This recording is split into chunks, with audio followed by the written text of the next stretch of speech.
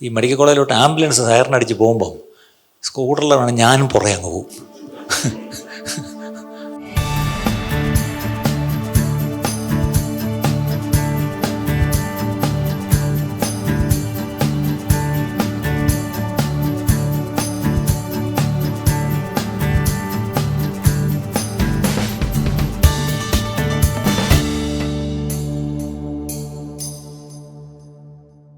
ഈ മാസം 6 മുതൽ 9 വരെ ഒരു 4 ദിവസം സൗദിയിൽ ജുബൈൽ എന്ന് പറഞ്ഞൊരു പട്ടണത്തിൽ വെച്ചൊരു അപ്പർ റൂമിൽ നിന്നൊരു പ്രെയർ കോൺഫറൻസ് എന്ന് പറഞ്ഞേക്കാൾ ഒരു ഇൻറ്റർസെസറി പ്രെയർ, മിഡിൽ ഈസ്റ്റേൺ രാജ്യങ്ങൾക്ക് വേണ്ടി ഉള്ളൊരു പ്രാർത്ഥനയ്ക്കൊരു ഭാരം ദൈവം തന്നിട്ട് ആ ഭാരം അനുസരിച്ച് പ്രാർത്ഥിക്കുവാനായിട്ട് ചിലർ ഒരുമിച്ച് കൂടി. അത് മിഡിൽ ഈസ്റ്റിലെ മറ്റ് രാജ്യങ്ങളിൽ നിന്നും ചിലരുണ്ടായിരുന്നു, ഇന്ത്യയിൽ നിന്നും ചിലർ ഉണ്ടായിരുന്നു. അങ്ങനെ കുറച്ച് പേരാണ് കൂടിയത്. അതിന് വലിയ പബ്ലിസിറ്റി ഒന്നുമില്ലായിരുന്നു. പട്ടണം വിട്ട് മാറി ഒരു ഫാം എടുത്ത് അവിടെ വെച്ചാണ് ഈ പ്രാർത്ഥന നടന്നത്. ആ 4 ദിവസത്തെയും പ്രാർത്ഥന വളരെ അനുഗ്രഹമായിരുന്നു. പ്രത്യേകിച്ച് ജുബൈൽ എന്നുള്ള പട്ടണം ഒന്ന് ശ്രദ്ധിക്കുന്ന കൊള്ളാം. ഒരു 4-ാം നൂറ്റാണ്ടിൽ ഒരു ക്രിസ്ത്യൻ പള്ളി ഇവിടെ ഉണ്ടായിരുന്നു. അത് ഒത്തിരി പേർക്ക് അത് അറിയത്തില്ല. ആ പള്ളി നെസ്റ്റോറിയൻ ചർച്ചായിരുന്നു എന്ന് തോന്നുന്നു. അത് 1986 ഒരു എക്സ്കവേഷനിലാണ് ഇങ്ങനൊരു സംഗതി അവിടെ ഉണ്ടെന്ന് കണ്ടുപിടിച്ചത്. ഇപ്പോൾ അവിടെ ആരെയും കയറ്റുന്നില്ല, അവിടെ ചുറ്റും വേലി കെട്ടി അടച്ചിരിക്കുക, ആരെയും അങ്ങോട്ട് അടുപ്പിക്കുന്നില്ല. അപ്പം 4-ാം നൂറ്റാണ്ടിൽ സൗദിയിൽ ഇങ്ങനൊരു ക്രിസ്ത്യൻ ചർച്ച ഉണ്ടായിരുന്നുള്ള കാര്യം എത്ര പേർക്കറിയാം? ഇതിൽ നിന്നൊരു കാര്യം മനസ്സിലായി, ക്രിസ്തീയ സഭ അല്ലെങ്കിൽ ക്രിസ്തീയ മാർഗം അവിടെയൊക്കെ ഉണ്ടായിരുന്നു. പക്ഷേ പിന്നീടാണ് ഇതെല്ലാം കൈമോശം വന്നു പോയത് എവിടെയോ. അപ്പം അങ്ങനെ ഒരു പള്ളി അവിടെ ഉണ്ടായിരുന്നെങ്കിൽ തീർച്ചയായിട്ടും ഈ മണ്ണിനെ അങ്ങ് സ്നേഹിക്കുന്നു. അതുകൊണ്ട് ഈ മിഡിൽ ഈസ്റ്റിലൊക്കെ കർത്താവേ ദൈവമേ ഒന്ന് പ്രവർത്തിക്കണമേ, കർത്താവേ അവിടുത്തെ സ്നേഹം ഒന്ന് വെളിപ്പെടുവാൻ ചില വാതിലുകൾ തുറക്കണമേ എന്നുള്ള ആ ഒരു ഒറ്റ ആഗ്രഹത്തോടെ മാത്രം പോയി കൂടി പ്രാർത്ഥിക്കുവാനാണ് അവിടെ പോയത്. എന്തായാലും അത് വളരെ അനുഗ്രഹം തന്നെയായിരുന്നു. മിഡിൽ ഈസ്റ്റിലെ എല്ലാ രാജ്യങ്ങളിലും ഒരു ദൈവപ്രവൃത്തി ഉണ്ടാവണം എന്നുള്ളൊരാഗ്രഹത്തോടെ വന്ന് ശരിക്കും അവിടെ വേറെ അജണ്ടാസ് ഒന്നുമില്ലായിരുന്നു, പ്രാർത്ഥന മാത്രമേ ഉണ്ടായിരുന്നുള്ളൂ. അത് വളരെ അനുഗ്രഹം തന്നെയായിരുന്നു. പ്രത്യേകിച്ച് എന്നോടിപ്പം ഇന്ന് രാവിലെ പലരും എന്നോട് ചോദിച്ചു, സൗദിയിലൊക്കെ ഭയങ്കര റെസ്ട്രിക്ഷനാണല്ലേ, ഭയങ്കര സ്ട്രിക്റ്റ് ആണല്ലേ? ആയിരുന്നു. പക്ഷേ ഇപ്പോൾ ഈ പറഞ്ഞു കേട്ട പോലത്തെ റെസ്ട്രിക്റ്റ് ഒന്നും അവിടെ കണ്ടില്ല. അവിടെ വളരെ ഓപ്പണായിട്ട് കണ്ടു. പക്ഷേ ഈ ഓപ്പൺ ആകുമ്പോഴുള്ള കുഴപ്പം ഈ സൗദിയിലുള്ള അല്പം ഒരു ദൈവഭയം ഉണ്ടെന്ന് എനിക്ക് തോന്നിയത്. മറ്റ് ഗൾഫ് കൺട്രീസിലൊന്നും അത്രയും കാണുന്നില്ല. അവിടെ ഒത്തിരി ഓപ്പണായി പോയെന്ന് തോന്നുന്നു. എന്തായാലും വളരെ റെസ്ട്രിക്ഷൻ ഉണ്ടായിരുന്നു. സ്ത്രീകൾക്ക് പ്രത്യേകിച്ച് ഒരുപാട് റെസ്ട്രിക്ഷൻസ് ഉണ്ടായിരുന്നു. ഇപ്പോൾ അങ്ങനത്തെ റെസ്ട്രിക്ഷൻസ് ഒന്നും കണ്ടില്ല. ഓക്കെ, വളരെ സ്വതന്ത്രമായിട്ട് ഇറങ്ങി നടക്കാനും പോകാനും നിങ്ങൾക്ക് ഇഷ്ടമുള്ള വേഷം ധരിക്കാനും കാർ ഓടിക്കാനും ഒക്കെയുള്ള സ്വാതന്ത്ര്യം സ്ത്രീകൾക്കും ഒക്കെ ഉണ്ട്. അതിനായിട്ട് സ്തോത്രം. പക്ഷേ അവിടെ കണ്ടുവന്നിട്ട് കാര്യങ്ങൾ കൂട്ടത്തി അങ്ങ് പറഞ്ഞേക്കാം. അത് വേറൊന്നുമല്ല, ഞാൻ എപ്പോഴും പറയുന്നൊരു കാര്യമാണ്, churches should be mainly house churches. ഭവന സഭകളാണ് വചനത്തിൽ നമ്മൾ കാണുന്നത്. ഞാൻ കൊറിയയിൽ പോയിട്ട് വന്നപ്പോഴും ഞാൻ പഠിച്ച ഒരു കാര്യം, the church started at homes and it has to go back to homes. വീടുകളിലാണ്, ഭവനങ്ങളിലാണ് ക്രിസ്തീയ സഭ തുടങ്ങിയത്. അതുകൊണ്ട് തിരിച്ച് കർത്താവിൻ്റെ വരവിന് മുമ്പായിട്ട് സഭകൾ ഭവനങ്ങളിലേക്ക് മടങ്ങിപ്പോകണമെന്ന് ഞാനൊന്ന് പറയുമായിരുന്നു. അതിൻ്റെ ഒരു ചെറിയൊരു ലക്ഷണം ഞാൻ അവിടെ കണ്ടു. മിക്കവാറും എല്ലാ ഭവനങ്ങളിലും ഈ പറഞ്ഞ പോലെ കൂട്ടായ്മയുണ്ട്. അല്ലെങ്കിൽ വേറൊരു വാക്കി പറഞ്ഞാൽ എല്ലാ വീട്ടിലും ഒരു പ്രെയർ റൂം എന്ന് പറഞ്ഞാൽ അത് ചർച്ച് ഹാളാണ് ശരിക്കും പറഞ്ഞാൽ. അത് എനിക്ക് വളരെ ഒരു സന്തോഷമായിട്ട് തോന്നി. ചർച്ചസ് എന്ന് പറഞ്ഞാൽ മെഗാ ചർച്ചസ് ഒന്നുമല്ല, ചെറിയ ചെറിയ കൂട്ടായ്മകളാണ്. കുറച്ച് കുടുംബങ്ങളേ ഉള്ളൂ. പക്ഷേ ആ കുടുംബങ്ങൾ തമ്മിലൊരു നല്ലൊരു ബോണ്ടിങ് ഉണ്ട്, നല്ലൊരു ഐക്യമുണ്ട്, സ്നേഹമുണ്ട്, ഒരുമിച്ച് കൂടി പ്രാർത്ഥിക്കുന്നു. അതൊക്കെ ഒരു നല്ല കാര്യമാണ്. അതിലും എനിക്ക് വളരെ സന്തോഷം തോന്നിയൊരു കാര്യം പറയാതിരിക്കാൻ നിവൃത്തിയില്ല. ജുബൈലിൽ ഞാൻ താമസിച്ച ഭവനം ഒരു ബിൽഡിങ്ങിൻ്റെ താഴത്തെ നിലയിൽ 4 അപ്പാർട്ട്മെൻറ്റ്സ് അടുത്തടുത്ത് ഇങ്ങനെ ഉണ്ട്. ഈ 4 പേരും വിശ്വാസികളാണ്. അതിൻ്റെ രസം എന്താണെന്ന് വെച്ചാൽ 4 പേരും 4 ചർച്ചിൽ പോകുന്നവരാണ്. പക്ഷേ കോവിഡ് സമയത്ത് 4 പേരും കൂടെ ഒന്നിച്ചു. ഒന്നിച്ച് കുക്ക് ചെയ്തു, ഒന്നിച്ച് പ്രാർത്ഥിച്ചു. ആ ഒരു കൂട്ടായ്മ ഇപ്പോഴും തുടർന്നുകൊണ്ടേയിരിക്കുന്നു. ഈ കൂട്ടായ്മയിലും അവർ 4 പേരും വളരെ ആക്റ്റീവായിട്ട് നിന്നു. അവരുടെ 4 പേരുടെയും ബെഡ്റൂംസ് ഒഴിഞ്ഞ് ഞങ്ങൾ ഗസ്റ്റുകൾക്കെല്ലാം ഇങ്ങനെ തന്നു. അവരെല്ലാം പുരുഷന്മാരെല്ലാം അവരുടെ അടുത്ത് പോയി ഒന്നിച്ച് കിടന്നു, സ്ത്രീകളെല്ലാം കൂടെ ഒന്നിച്ച് കിടന്നെന്ന് തോന്നുന്നു. പക്ഷേ ഞങ്ങളെ നന്നായിട്ട് അവർ നോക്കി. പക്ഷേ ഒരു സത്യം മനസ്സിലാക്കി, ഒരുമിച്ച് കൂടി ഇങ്ങനെ നമ്മൾ താമസിക്കുകയും ഒരുമിച്ച് കൂടി പ്രാർത്ഥിക്കുകയും ഒരുമിച്ച് കൂടി ഭക്ഷണം കഴിക്കുകയും ഒരുമിച്ച് ഉള്ള കൂട്ടായ്മ, അങ്ങനെയുള്ള കൂട്ടായ്മകളുടെ സന്തോഷം, ആ ഒരു യൂണിറ്റി, അതൊന്ന് വേറെ തന്നെയാണ്. ഞാൻ അവരുടെ ആരുടെയും പേര് പറയുന്നില്ല എങ്കിലും അത് ഇത്തരണത്തിലൊന്ന് പറയാതിരിക്കാൻ നിവൃത്തിയില്ല. It was so good. അത് വളരെ മനോഹരമായിരുന്നു. അതിനായിട്ട് ദൈവത്തിന് സ്തോത്രം.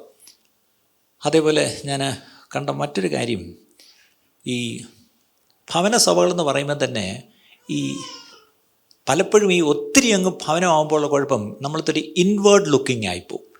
ആ വരുന്ന അത്രയും പേരുടെ കാര്യം മാത്രമേ നോക്കുന്നുള്ളൂ. അത്രയും പേരുടെ കാര്യം, അത്രയും പേരുടെ കുഞ്ഞുങ്ങൾ, അത്രയും പേരുടെ ജോലി, അത്രയും പേരുടെ വിസ, അത്രയും പേരുടെ കാര്യങ്ങൾ, അല്ലാതെ അതിന് പുറത്തേക്ക് കാര്യങ്ങൾ നോക്കുന്നില്ല, കാണുന്നില്ല.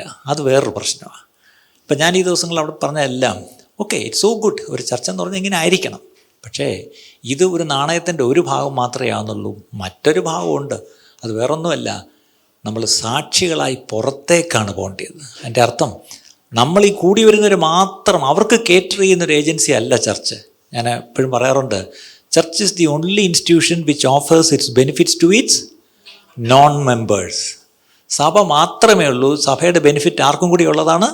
സഭയിലെ ഇതുവരെയും അംഗങ്ങളാകാത്തവർ, അങ്ങനെ ഞാൻ പറയത്തുള്ളൂ. ഇതുവരെയും അംഗങ്ങളാകാത്തവരെന്ന് പറഞ്ഞാൽ അതിനെന്താ അർത്ഥം? ഞാൻ അതിന് പറയുന്നൊരു വാക്കുണ്ട്, പ്രീ ബിലീവേഴ്സ്. ഫ്രീ അല്ല, പ്രീ അല്ലേ? ഡിഗ്രിക്ക് മുമ്പ് പ്രീ ഡിഗ്രി. അതുപോലെ ഇതുവരെ വിശ്വാസത്തിലായിട്ടില്ല, പക്ഷേ നാളെ ആവും. അപ്പം അവരെ നമ്മൾ വിളിക്കുന്നൊരു പേരാണ് പ്രീ ബിലീവേഴ്സ്. അങ്ങനെ ഉണ്ടെങ്കിൽ നമുക്ക് ചുറ്റുമുള്ള നിങ്ങളുടെ കുടുംബത്തിൽ രക്ഷിക്കപ്പെടാത്ത ഒരാളുണ്ടെങ്കിൽ ഓർക്കണം, ആ ആൾക്ക് വേണ്ടിയാ സഭ. നിങ്ങളുടെ ഫ്രണ്ട്സ് രക്ഷിക്കപ്പെടാത്തവരുണ്ടോ? അവർക്ക് വേണ്ടിയാ സഭ. നിങ്ങളുടെ അയൽക്കാർ രക്ഷിക്കപ്പെടാത്തവരുണ്ടോ? അവർക്ക് വേണ്ടിയാ സഭ, അല്ലേ? പക്ഷേ ഇന്നത്തെ പ്രശ്നം, നമ്മൾ അങ്ങനെ ചിന്തിക്കുന്നേ ഇല്ല. നമുക്കെല്ലാം സഭ ഞായറാഴ്ച കൂടുന്നവർക്ക് വേണ്ടിയാണ്. പക്ഷേ ഞായറാഴ്ച കൂടുന്നവർക്ക് വേണ്ടി മാത്രമല്ല സഭ. അത് ഒരു വശമേ ഉള്ളൂ. മറുവശം ഞായറാഴ്ച കൂടാത്തവരാണ്, അവർക്കും വേണ്ടിയാണ് സഭ. അപ്പം അവരിലേക്കൊരു ശുശ്രൂഷ നമുക്ക് ദൈവം ഏൽപ്പിച്ചിട്ടുണ്ട്. അത് നമ്മൾ ചെയ്യുന്നുണ്ടോ എന്നുള്ളതാണ് കാര്യം. അപ്പം ഈ ദിവസങ്ങളിൽ ആ ഒരു സന്ദേശമാണ് അവിടെ എല്ലാം പറയാൻ ദൈവം ഇടയാക്കിയത്. തീർച്ചയായിട്ടും നമുക്കൊരു ശുശ്രൂഷ പുറത്തുണ്ട്. ഈ 4 ചുവരുകൾക്ക് പുറത്തൊരു ശുശ്രൂഷയുണ്ട്. ആ ശുശ്രൂഷയ്ക്ക് വേണ്ടി ദൈവം നമ്മളെ ഒരുക്കട്ടെ. എന്തായാലും ജുബൈലും അൽക്കുബാറിലും ഉള്ള അങ്ങനത്തെ കൂട്ടായ്മകൾ, പലരെ വേണ്ടപ്പെട്ട പല കുടുംബങ്ങളെ കാണാനിടയായി. അതിനായിട്ടെല്ലാം സ്തോത്രം. ഒടുവിൽ റിയാദിലും 4 ദിവസം ഉണ്ടായിരുന്നു. അവിടെയും ദൈവം നടത്തിയ എല്ലാ വഴികൾക്കായിട്ടും ദൈവത്തിൻ്റെ സ്തോത്രം. അവിടെയുള്ള പലരും ഇവിടെ ഇരിപ്പുണ്ട്. നിങ്ങളോടെല്ലാം അവരുടെ സ്നേഹാന്വേഷണമൊക്കെ എല്ലാവരും പറയാൻ പറഞ്ഞു. ചിലരെങ്കിലും ചില മീറ്റിങ്സിന് ബേറിന്ന് കൂടാനും എന്നെ കാണാനുമായിട്ടൊക്കെ വന്നു. അവർക്കായിട്ടും ദൈവത്തിൻ്റെ സ്തോത്രം. ഓക്കെ, അപ്പം ഇവിടെ ഒരു കാര്യം ഞാൻ മനസ്സിലാക്കുന്നത്, ദേശം ഏതാണെങ്കിലും ദൈവമക്കൾ ഒന്ന് തന്നെയാണ്. കാര്യം നമ്മൾ ഒരേ അപ്പൻ്റെ മക്കളാണ്. പക്ഷെ ഒറ്റ പ്രശ്നം, നമ്മൾ നമുക്കായിട്ട് മാത്രം ജീവിച്ചു പോകരുത്. അവിടെയാണ് ഒരു വലിയ സത്യം. നമ്മൾ നമുക്കായിട്ട്, നമ്മുടെ തലമുറ, നമ്മുടെ മക്കൾ, അല്ലേ, നമ്മുടെ സുഖ സൗകര്യങ്ങൾ, നമ്മുടെ ആവശ്യങ്ങൾ, അതിനുവേണ്ടി മാത്രമാകരുത് നമ്മുടെ ജീവിതം. തീർച്ചയായിട്ടും കർത്താവ് വരാൻ താമസിച്ചാൽ നമുക്കൊരു ഉത്തരവാദിത്വം ദൈവം തന്നിട്ടുണ്ട്. ആ ഉത്തരവാദിത്വം മറ്റൊന്നുമല്ല, കർത്താവിൻ്റെ വരവിന് വേണ്ടി ചിലരെ കൂടെ നമുക്ക് ഒരുക്കിയെടുക്കണം. ഈ സത്യസുവിശേഷം ചിലരോടും കൂടെ നമുക്ക് പറയണം. ചിലരും കൂടെ ഇത് അറിയാനുണ്ട്. അവരിലേക്കും കൂടെ ഈ യേശുവിനെ ഒന്ന് കൊണ്ടുവന്ന് പരിചയപ്പെടുത്തണം. ആ ഒരു ദൗത്യം നമ്മൾ ചെയ്യാതിരിക്കുന്നുവെങ്കിൽ തീർച്ചയായിട്ടും ഈ പറഞ്ഞ പോലെ നമ്മുടെ ദൗത്യം ചെയ്യാതിരുന്നാൽ, അത് ഞാൻ ഉദാഹരണമായിട്ട് ഞാൻ പറഞ്ഞത്, നമുക്ക് ദൈവം തന്നിരിക്കുന്ന ഏറ്റവും വലിയൊരു പദവിയാണ്, ഒരു വലിയൊരു ഒരു പ്രിവിലേജാണ്. എന്താണ്? പ്രാർത്ഥിക്കുക എന്നുള്ളത്. ഈ ഒരുപക്ഷെ നിങ്ങളിപ്പം ചിന്തിച്ചപ്പം, ഈ ഗൾഫിലൊക്കെ ചെന്ന് എങ്ങനെയാണ് സുവിശേഷ വേല ചെയ്യുന്ന? ട്രാക്ട് കൊടുക്കാൻ പറ്റുമോ? പരസ്യവും നടത്താൻ പറ്റുമോ? കൺവെൻഷൻ നടത്താൻ പറ്റുമോ? അതൊന്നും പറ്റത്തില്ല, ശരിയാ. പക്ഷേ അതൊക്കെ ചെയ്യണമെന്ന് ഞാൻ പറഞ്ഞില്ലല്ലോ. അതൊക്കെ സൗകര്യം ഉണ്ടെങ്കിൽ ചെയ്തോ. പക്ഷേ അതിനേക്കാളും മുമ്പേ ചെയ്യാവുന്ന ചില കാര്യങ്ങളുണ്ട്. അത് ഞാനെപ്പോഴും പറയുന്ന ഒരു സ്റ്റേറ്റ്മെൻ്റ് ഉണ്ട്. FB മേയർ എന്ന് പറഞ്ഞൊരു ദൈവദാസൻ എഴുതിയൊരു പുസ്തകത്തിൽ ഒരു statement, the great tragedy of life is not unanswered prayer but unoffered prayer. ജീവിതത്തിലെ ഏറ്റവും വലിയ ട്രാജഡി എന്താണെന്നറിയാമോ? ഉത്തരം ലഭിക്കാതെ പോയ പ്രാർത്ഥനകളല്ല ട്രാജഡി, നമ്മൾ പ്രാർത്ഥിക്കാതെ പോയ പ്രാർത്ഥനകളാണ് ട്രാജഡി. എത്ര പേർക്ക് എൻ്റെ കാര്യം മനസ്സിലായി? അൺആൻസേർഡ് എന്ന് പറഞ്ഞാൽ എല്ലാവർക്കും മനസ്സിലായി, ഉത്തരം കിട്ടാത്ത പ്രാർത്ഥന. നമ്മുടെയൊക്കെ എത്രയോ പ്രാർത്ഥനയ്ക്ക് ഉത്തരം കിട്ടിയിട്ടില്ല. എൻ്റെ പ്രാർത്ഥനയ്ക്ക് എല്ലാം ഉത്തരം കിട്ടിയെന്ന് പറഞ്ഞാൽ കൈപോക്കിക്കേ. കിട്ടിയിട്ടില്ല. നമ്മുടെ എല്ലാ പ്രാർത്ഥനയ്ക്കും ഉത്തരം കിട്ടിയിട്ടില്ല. ചില പ്രാർത്ഥനയ്ക്കൊന്നും ഉത്തരം നമ്മുടെ ആയുഷ്കാലത്ത് കിട്ടണമെന്നുമില്ല. പേടിപ്പിക്കാൻ പറഞ്ഞതല്ല, സത്യമാണ്. ജോർജ് മുള്ളർ ചരിത്രം കണ്ട ഏറ്റവും ഒരു പ്രാർത്ഥനാ മനുഷ്യനായിരുന്നു. അദ്ദേഹത്തിൻ്റെ പ്രെയർ ജേണൽ, അയാൾ ആർക്ക് വേണ്ടി പ്രാർത്ഥിച്ചാലും അത് കുറിച്ച് വയ്ക്കും. ദൈവം പ്രവർത്തിക്കുമ്പോൾ അത് അദ്ദേഹം നോട്ട് ചെയ്ത് വയ്ക്കും. അങ്ങനെ ഒരു ഏറ്റവും പ്രശസ്തമായൊരു പ്രെയർ ജേണലായിരുന്നു അദ്ദേഹത്തിൻ്റെ. പക്ഷേ അദ്ദേഹം ചിലരുടെ രക്ഷയ്ക്ക് വേണ്ടി പ്രാർത്ഥിച്ചുകൊണ്ടിരുന്നു. തൻ്റെ ജീവിതകാലം മുഴുവൻ അവർ രക്ഷിക്കപ്പെട്ടില്ല. തനിക്കറിയാമായിരുന്നു താൻ മരിക്കാൻ പോവുക, പക്ഷേ ഇവർ രക്ഷിക്കപ്പെട്ടിട്ടില്ല. പക്ഷേ താൻ പ്രാർത്ഥിച്ചുകൊണ്ടേയിരുന്നു. പക്ഷേ തൻ്റെ ശവസംസ്കാര ശുശ്രൂഷയ്ക്ക് ഈ പറഞ്ഞ പാർട്ടികൾ വന്നു, അവിടെ വെച്ച് രക്ഷിക്കപ്പെട്ടു. ജോർജ് മുള്ളർ അത് കണ്ടില്ല ഇവിടെ വെച്ച്. പക്ഷേ ജോർജ് മുള്ളർ പ്രാർത്ഥിച്ചു, അത്രയേ ഉള്ളൂ. ജോർജ് മുള്ളർ വിശ്വസതയോടെ പ്രാർത്ഥിച്ചു, വിശ്വാസത്തോടെ പ്രാർത്ഥിച്ചു, അല്ലേ, മടുത്തു പോകാതെ പ്രാർത്ഥിച്ചു. ഒടുവിൽ എന്തു പറ്റി? തൻ്റെ ശവസംസ്കാര ശുശ്രൂഷയ്ക്ക് വന്നപ്പോൾ അവർ രക്ഷിക്കപ്പെട്ടു. അങ്ങനെ പിന്നീട് ആരോ ആ ജേണൽ എഴുതി ചേർത്തു, അവരും രക്ഷിക്കപ്പെട്ടു.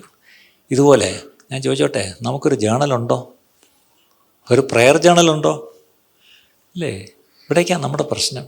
അപ്പം അൺഓഫേർഡ് പ്രെയറാണ് ഏറ്റവും വലിയ ദുരന്തരം. അത് വേറൊരു വാക്കി പറഞ്ഞാൽ, നമ്മൾ സ്വർഗത്തിൽ ചെല്ലുമ്പം കർത്താവ് വന്നിട്ട് മോനെ ഒന്ന് പ്രാർത്ഥിച്ചിരുന്നെങ്കിൽ ഞാൻ ഉത്തരം തരാൻ തയ്യാറായിരുന്നു, മോളെ ഒന്ന് ചോദിച്ചിരുന്നെങ്കിൽ ഞാൻ തന്നേനെ. അപ്പോഴാണ് നമ്മൾ അയ്യോ ശരിക്കും തരുമായിരുന്നു. പിന്നല്ലാതെ ഞാൻ എന്തോ ചെയ്യണമായിരുന്നു? ചോദിക്കണമായിരുന്നു. നിങ്ങൾ ചോദിക്കുന്നില്ല, അതുകൊണ്ട് ലഭിക്കുന്നില്ല. ഇന്ന് ദൈവമക്കൾക്ക് ആലോചിക്കുക, നമുക്ക് പ്രാർത്ഥനയിൽ നമ്മുടെ ദൈവത്തോട് ചോദിക്കാമെന്നുള്ളതുപോലെ ഒരു പദവി, ഒരു പ്രിവിലേജ് അമേരിക്കൻ പ്രസിഡന്റിനുണ്ടോ? എലോൺ മസ്കിനുണ്ടോ? ചൈനീസ് പ്രസിഡന്റിനുണ്ടോ? വേറെ ആർക്കെങ്കിലും ഉണ്ടോ? ഇല്ല. അപ്പം ലോകത്തെ ഏറ്റവും വലിയ പവർഫുൾ എന്ന് നിങ്ങൾ പറയുന്ന ഏറ്റവും വലിയ ആളിനെക്കാട്ടിലും പവർഫുള്ളാണ് ഒരു ദൈവ പൈതൽ. എന്താ? അവന് ദൈവത്തോട് പ്രാർത്ഥിക്കുവാനുള്ള പദവിയുണ്ട്. ചുമ്മാ എന്തെങ്കിലും പ്രാർത്ഥിച്ചുകൊണ്ടിരുന്നാൽ പോരാ, ആ പ്രാർത്ഥനയ്ക്ക് ഉത്തരം കിട്ടുമെന്നുള്ള ഗ്യാരണ്ടിയുണ്ട്, അല്ലേ? നമ്മൾ ചോദിക്കുന്നത് ലഭിച്ചു എന്ന് പറഞ്ഞ് നമുക്ക് ദൈവത്തിന് സ്തോത്രം ചെയ്യാൻ കഴിയും, അല്ലേ? അപ്പം അങ്ങനെ ഒരു അവസരം ദൈവം തന്നിട്ട് ആ അവസരം നമ്മൾ മുതലാക്കാതെ പോയാൽ many of us will regret when we go to heaven. സ്വർഗത്തിൽ ചെല്ലുമ്പോൾ നമ്മൾ ചിലരെങ്കിലും ദുഃഖിക്കും, അയ്യോ രക്ഷിക്കപ്പെടാത്ത ഭർത്താവിന് വേണ്ടി ഇച്ചിരി പ്രാർത്ഥിച്ചു, പിന്നെ പറയാം ഇയാളും ദൈവത്തിന് വേണ്ട മനുഷ്യ പോ എന്ന് പറഞ്ഞ് വിട്ടു. അങ്ങ് ചെല്ലുമ്പോഴായിരിക്കും കർത്താവ് പറഞ്ഞ്, നീ ഒന്ന് പ്രാർത്ഥിച്ചിരുന്നെങ്കിൽ ഞാൻ രക്ഷിക്കാൻ എൻ്റെ കൈ നീട്ടി അയാളെ തൊട്ടതായിരുന്നു, പക്ഷെ നീ എന്ത് ചെയ്തു? അവിടെ നിർത്തിയ പ്രാർത്ഥനയൊക്കെ ഒന്ന് തിരിച്ചെടുത്ത് പ്രാർത്ഥിച്ചു തുടങ്ങിക്കോണം.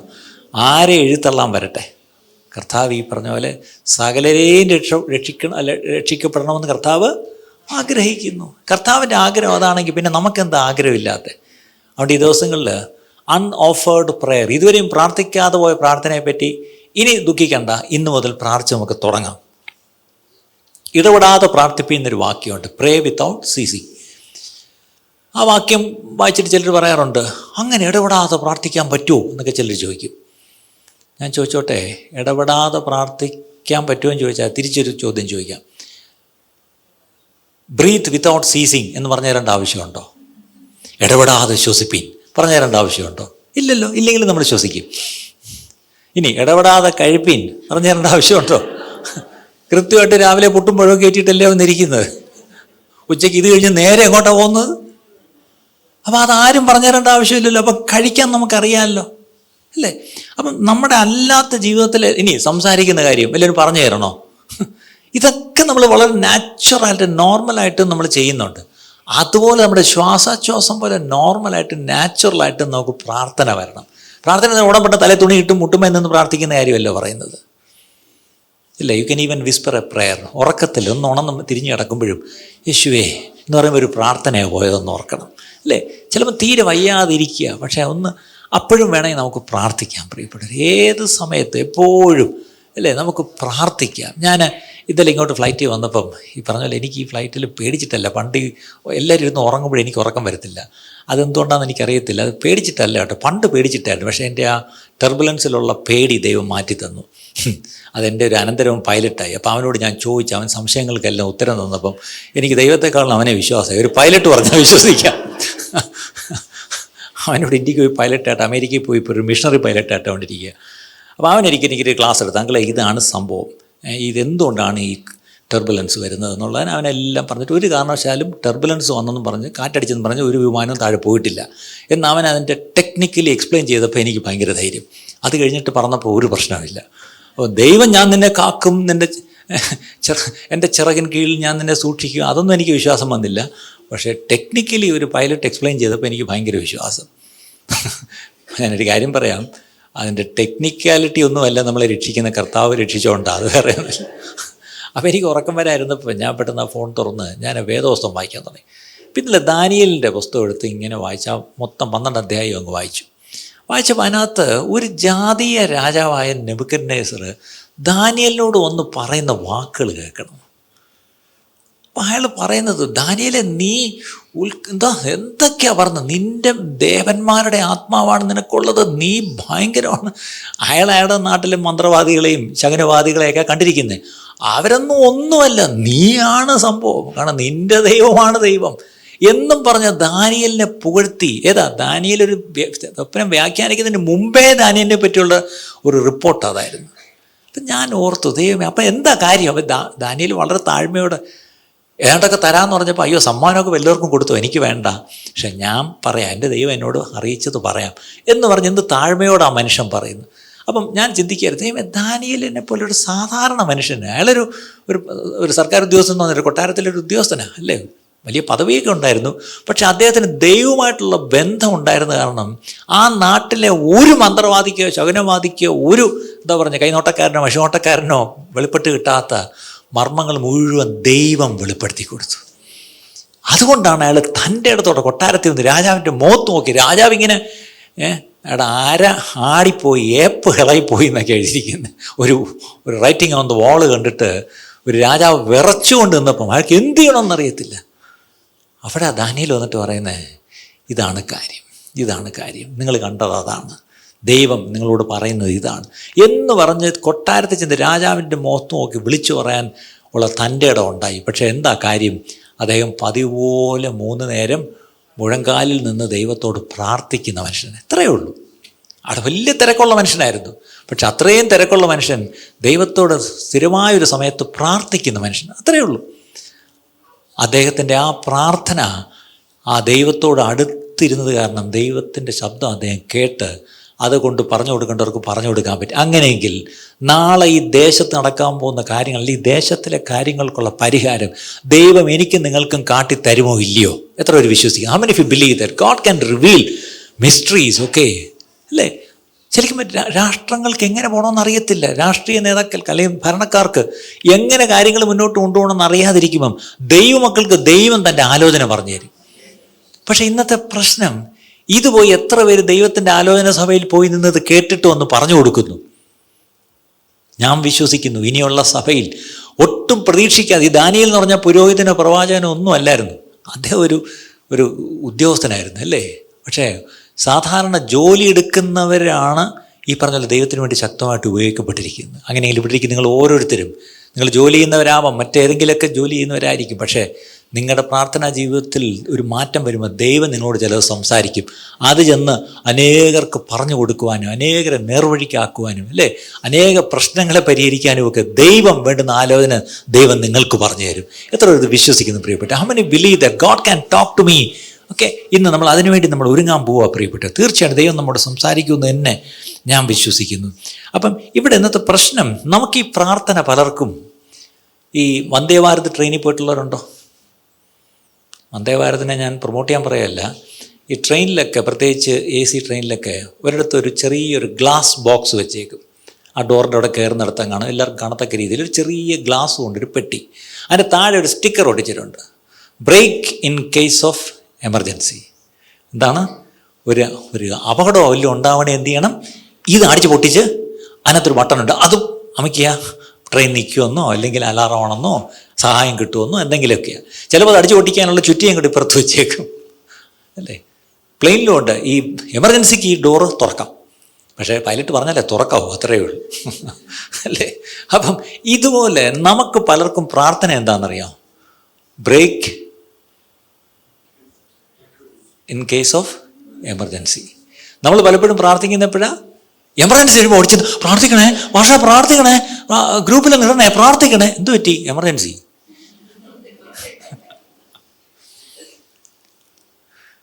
എമർജൻസിക്ക് പ്രാർത്ഥിക്കുന്നവരൊക്കെ ഒന്ന് കൈപോക്കിക്ക്. ദാനിയേലിനെ പോലൊരു എമർജൻസി വേറെ ആർക്കും വന്നിട്ടില്ല. എന്താണ്? സിംഹ കുഴിയിലെടുത്ത് എറിയാൻ പോവുക. അതിപ്പോൾ വലിയ എമർജൻസി ഒന്നും ഇല്ലല്ലോ, കൂടി പോയാൽ ജോലി പോവും അല്ലേ. ഈ സിംഹക്കുഴിയിലൊന്നും ഇടത്തില്ലല്ലോ.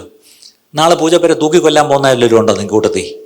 അതിൻ്റെ അർത്ഥം നാളെ കഴുത്തു പോകുന്ന കാര്യമൊന്നുമല്ല.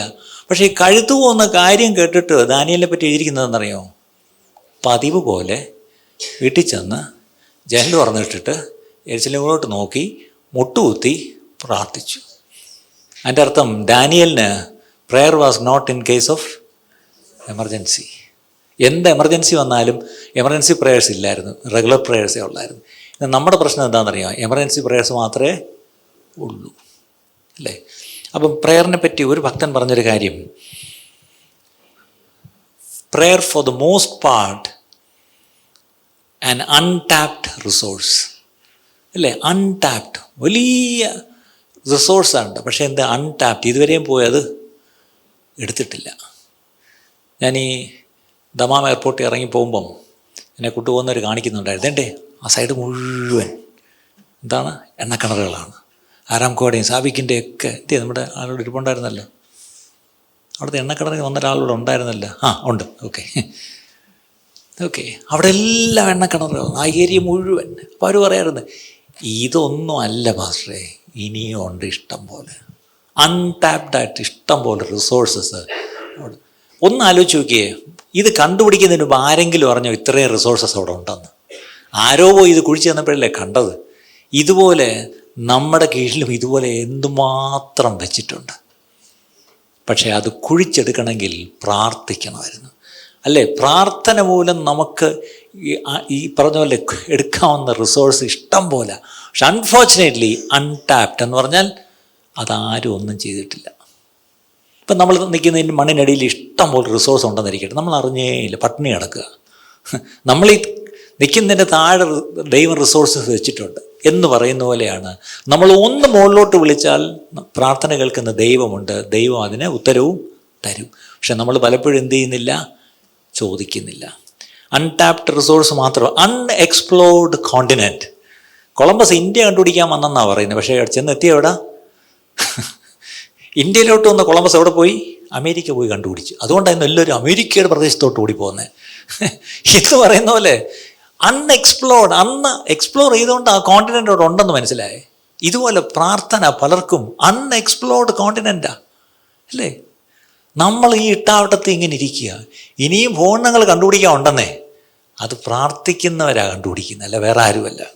ഇനി മാത്രമല്ല, where untold treasure remains to be unearthed. ഇത് കുഴിച്ചെടുക്കാൻ ഇനിയും എത്രയെങ്കിലും പറഞ്ഞറിയിക്കാൻ പറ്റാത്ത അത്രയ്ക്ക് വലിപ്പമുള്ള സമ്പത്തുകൾ എവിടെ ഉണ്ട്? ഭൂമിയുടെ അടിയിലുണ്ട്. അത് കുഴിച്ചെടുക്കാൻ പറ്റണം. പക്ഷെ ഇതൊക്കെ കുഴിച്ചെടുക്കേണ്ട ആരാ? ആരാംകോ കമ്പനിയല്ല കുഴിച്ചെടുക്കേണ്ടത്. ഇത് കുഴിച്ചെടുക്കേണ്ടത് പ്രാർത്ഥിക്കുന്നവരാണ്. ഇത് കുഴിച്ചെടുക്കേണ്ടത് പ്രാർത്ഥിക്കുന്നവരാണ്. ഇത് പോയി എക്സ്പ്ലോർ ചെയ്യുന്നത് പ്രാർത്ഥിക്കുന്നവരാണ്. ഇത് ടാപ്പ് ചെയ്യുന്നത്. അങ്ങനെയെങ്കിൽ അതിൻ്റെ വ്യത്യാസം മനസ്സിലായോ? സഭയൊന്ന് പ്രാർത്ഥിച്ചിരുന്നെങ്കിൽ, അല്ലേ? സഭയൊന്ന് പ്രാർത്ഥിച്ചിരുന്നെങ്കിൽ. ഞാൻ സൗദി കണ്ട ഒരു കാര്യം, സഭകൾ ഒരുമിച്ച് കൂടി വന്നു ഒരു കാര്യത്തിന് വേണ്ടി, അല്ലേ? അതെന്ത് നല്ലൊരു സാക്ഷിയോ, ഒരുമിച്ച് കൂടി വന്നു. ഇന്ന് പട്ടണത്തിൽ എത്ര സഭകൾ ഒരുമിച്ച് കൂടി വരും? സഭയ്ക്കകത്ത് സഭയുടെ പ്രശ്നം തീർക്കാനേ നേരമില്ല, പിന്നെ അല്ലേ ഒരുമിച്ച് കൂടി വരുന്നത്, അല്ലേ? ഈ അവസ്ഥകളൊക്കെ മാറി ഒരുമിച്ച് കൂടി പ്രാർത്ഥിക്കുന്ന ദൈവമക്കളുടെ ഒരു കൂട്ടം ഉണ്ടാകട്ടെ പ്രിയപ്പെട്ടവരെ. സഭ കൂടുന്നത് നമ്മുടെ കംഫർട്ട്സിനും നമ്മുടെ കൺവീനിയൻസിനും മാത്രമാകരുത്. നമ്മൾ ഒരുമിച്ച് കൂടി ഈ പറഞ്ഞ റിസോഴ്സസ് ടാപ്പ് ചെയ്യണം, ഈ പറഞ്ഞ കോണ്ടിനെൻറ്റ്സ് എക്സ്പ്ലോർ ചെയ്യണം, ഈ പറഞ്ഞ റിസോഴ്സസ് എല്ലാം തന്നെ അൺഎർത്ത് ചെയ്യണം, കുഴിച്ചെടുക്കണം. അങ്ങനെയുള്ള ഈ ദേശം കർത്താവിനായിട്ട് നമുക്ക് നേടിയെടുക്കണം. ഇവിടെയുള്ള ജനതകൾ കർത്താവിനെ അറിയണം. നിങ്ങൾ താമസിക്കുന്ന ഓരോ ഏരിയ, ഓരോ സ്ട്രീറ്റ്, അല്ലെങ്കിൽ ഓരോ റെസിഡൻഷ്യൽ ഏരിയ, അല്ലെങ്കിൽ എന്ത് വേണേലും വിളിച്ചോ, അവിടെ ഓരോ റെസിഡൻഷ്യൽ ഏരിയയിലും പ്രാർത്ഥിക്കുന്ന ആരാധിക്കുന്ന ദൈവമക്കളുണ്ടെന്ന് പറഞ്ഞാൽ എന്ത് സന്തോഷമായിരിക്കും. ആലോചിച്ച് നോക്കിയേ, അങ്ങനെ ഉണ്ടോ? നിങ്ങളുടെ ആ ഒരു സ്ട്രീറ്റ് ശരിക്കും പറഞ്ഞാൽ ദൈവം നിങ്ങളെ ഏൽപ്പിച്ചിരിക്കുന്നത്. ആ സ്ട്രീറ്റിൻ്റെ കാവൽക്കാരൻ നിങ്ങളാണ്. പണ്ടൊക്കെ ഈ ഗൂർഖ എന്ന് പറഞ്ഞൊരു പരിപാടി നമ്മുടെ തിരുവനന്തപുരത്തുണ്ട്. നിങ്ങൾ പഴയ ആൾക്കാർ ഓർക്കുന്നുണ്ടോ? പണ്ട് ചില നേപ്പാളികൾ ഇങ്ങനെ ഒരു സൈക്കിളും ചവിട്ടി രാത്രി ഉരുട്ടിക്കൊണ്ട് ഇങ്ങനെ പോകും. കയ്യിലൊരു വിസിൽ കാണും. എന്നിട്ട് പുള്ളി രാത്രി എന്ത് ചെയ്യും? വിസിലടിക്കും. പുള്ളി മിക്കവാറും 28, 30, 31 തീയതിയൊക്കെയാണ് വിസിലടിക്കണം. 1 തീയതി കാശിന് വരും. ഞാനൊക്കെ കൊച്ചുനാൾ തൊട്ട് ഇപ്പോഴത് നമ്മുടെ തലമുറയ്ക്ക് പറഞ്ഞാൽ അറിയത്തില്ല. ഗൂർഖ എന്നൊരു പരിപാടി ഉണ്ടായിരുന്നു. അന്ന് ആ കൂടി കേരളത്തിൽ ആ കൂടി 4-5 നേപ്പാളിയേ ഉള്ളായിരുന്നു. ഇപ്പോൾ എല്ലാം ബംഗാളിയല്ലേ, അതാണ് പ്രശ്നം, അല്ലേ? അപ്പോൾ ഈ നേപ്പാളി ഗൂർഖ എന്നും പറഞ്ഞാൽ ഇങ്ങനെ വരും, അല്ലേ? ഞാൻ ചോദിച്ചോട്ടെ, നമ്മുടെ ആ സ്ട്രീറ്റ് കാക്കുന്നത് ആ ഗൂർഖ അല്ല. എത്ര പേരത് വിശ്വസിക്കുന്നു? നിങ്ങൾ താമസിക്കുന്ന ആ സ്ട്രീറ്റിന് കാവൽക്കാരൻ ഗൂർഖ അല്ല. നിങ്ങൾ താമസിക്കുന്ന റെസിഡൻഷ്യൽ ബിൽഡിങ്ങിൻ്റെ താഴേക്കുന്ന സെക്യൂരിറ്റി അല്ല അതിൻ്റെ കാവൽക്കാരൻ. ആ കെട്ടിടത്തിൻ്റെ കാവൽക്കാരൻ ഞാനും നിങ്ങളുമാണ്, അല്ലേ? നമ്മൾ ഓരോരുത്തരുമാണ് കാവൽക്കാരൻ. അല്ലെ? നിങ്ങൾ ജോലി ചെയ്യുന്ന ഓഫീസിൻ്റെ കാവൽക്കാർ നിങ്ങളാണ്. നിങ്ങൾ പഠിക്കുന്ന സ്കൂൾ, കോളേജ്, ക്യാമ്പസിൻ്റെ കാവൽക്കാർ നിങ്ങളാണ്. നിങ്ങൾ താമസിക്കുന്ന ആ ജൂറിസ്ഡിക്ഷൻ ദൈവം നിങ്ങളെ ഏൽപ്പിച്ചിരിക്കുന്നത്. അപ്പം അവിടെ കാവൽക്കാരനാണോ എന്നുള്ളത് ഒരു വളരെ പ്രധാനപ്പെട്ടൊരു കാര്യമാണ്. അപ്പം പ്രാർത്ഥനയെപ്പറ്റി ഇത്രയും പറഞ്ഞ സ്ഥിതിക്ക് ഞാൻ എൻ്റെ കൂടെ ചേർന്ന് പറയാൻ പോകുന്ന മറ്റൊരു കാര്യമേ ഉള്ളൂ. വിലാപങ്ങളുടെ പുസ്തകം 3-ാം അധ്യായം 22 23 വാക്യം. വിലാപങ്ങൾ, അങ്ങനെ ഒരു പുസ്തകം ബൈബിളിൽ ഉണ്ടെന്ന് ആർക്കെങ്കിലും അറിയാമോ? കണ്ടിട്ടുണ്ടോ ആരെങ്കിലും? ലാമെന്റേഷൻസ് എന്നൊരു പുസ്തകം. അറിയാത്തവർ വേണമെങ്കിൽ ഇൻഡെക്സ് എടുത്ത് നോക്കിക്കോ, കുഴപ്പമൊന്നുമില്ല.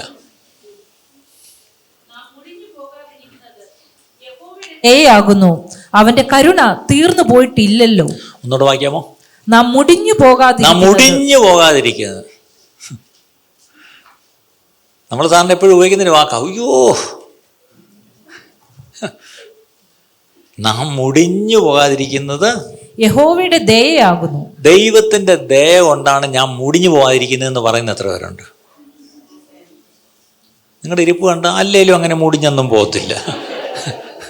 എന്തോ ഞാൻ അങ്ങനെ അങ്ങ് മുടിഞ്ഞു പോകാനും വേണ്ടി ഞാൻ അത്ര കുഴപ്പമുണ്ടോ ഇല്ലയോ എന്നല്ല, മുടിഞ്ഞു പോകാത്തത് ദൈവത്തിൻ്റെ ദയയാണെന്ന് ദൈവവചനം പറയുന്നു. ദൈവവചനം പറഞ്ഞെങ്കിൽ അത് തന്നെയാണ് സത്യം.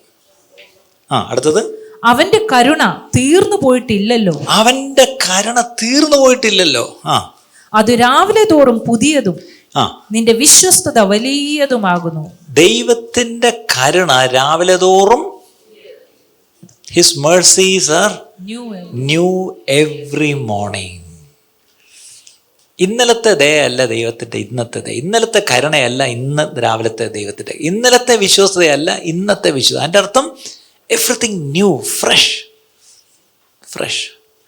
ദൈവം തരുമ്പോൾ എപ്പോഴും ഫ്രഷാണെന്ന് ഓർക്കണം. മന്ന ഫ്രഷാണ്, അന്നന്ന് രാവിലെ തരും. അതുപോലെ ദൈവത്തിൻ്റെ കരുണ പുതിയതാണ് രാവിലെ തോറും.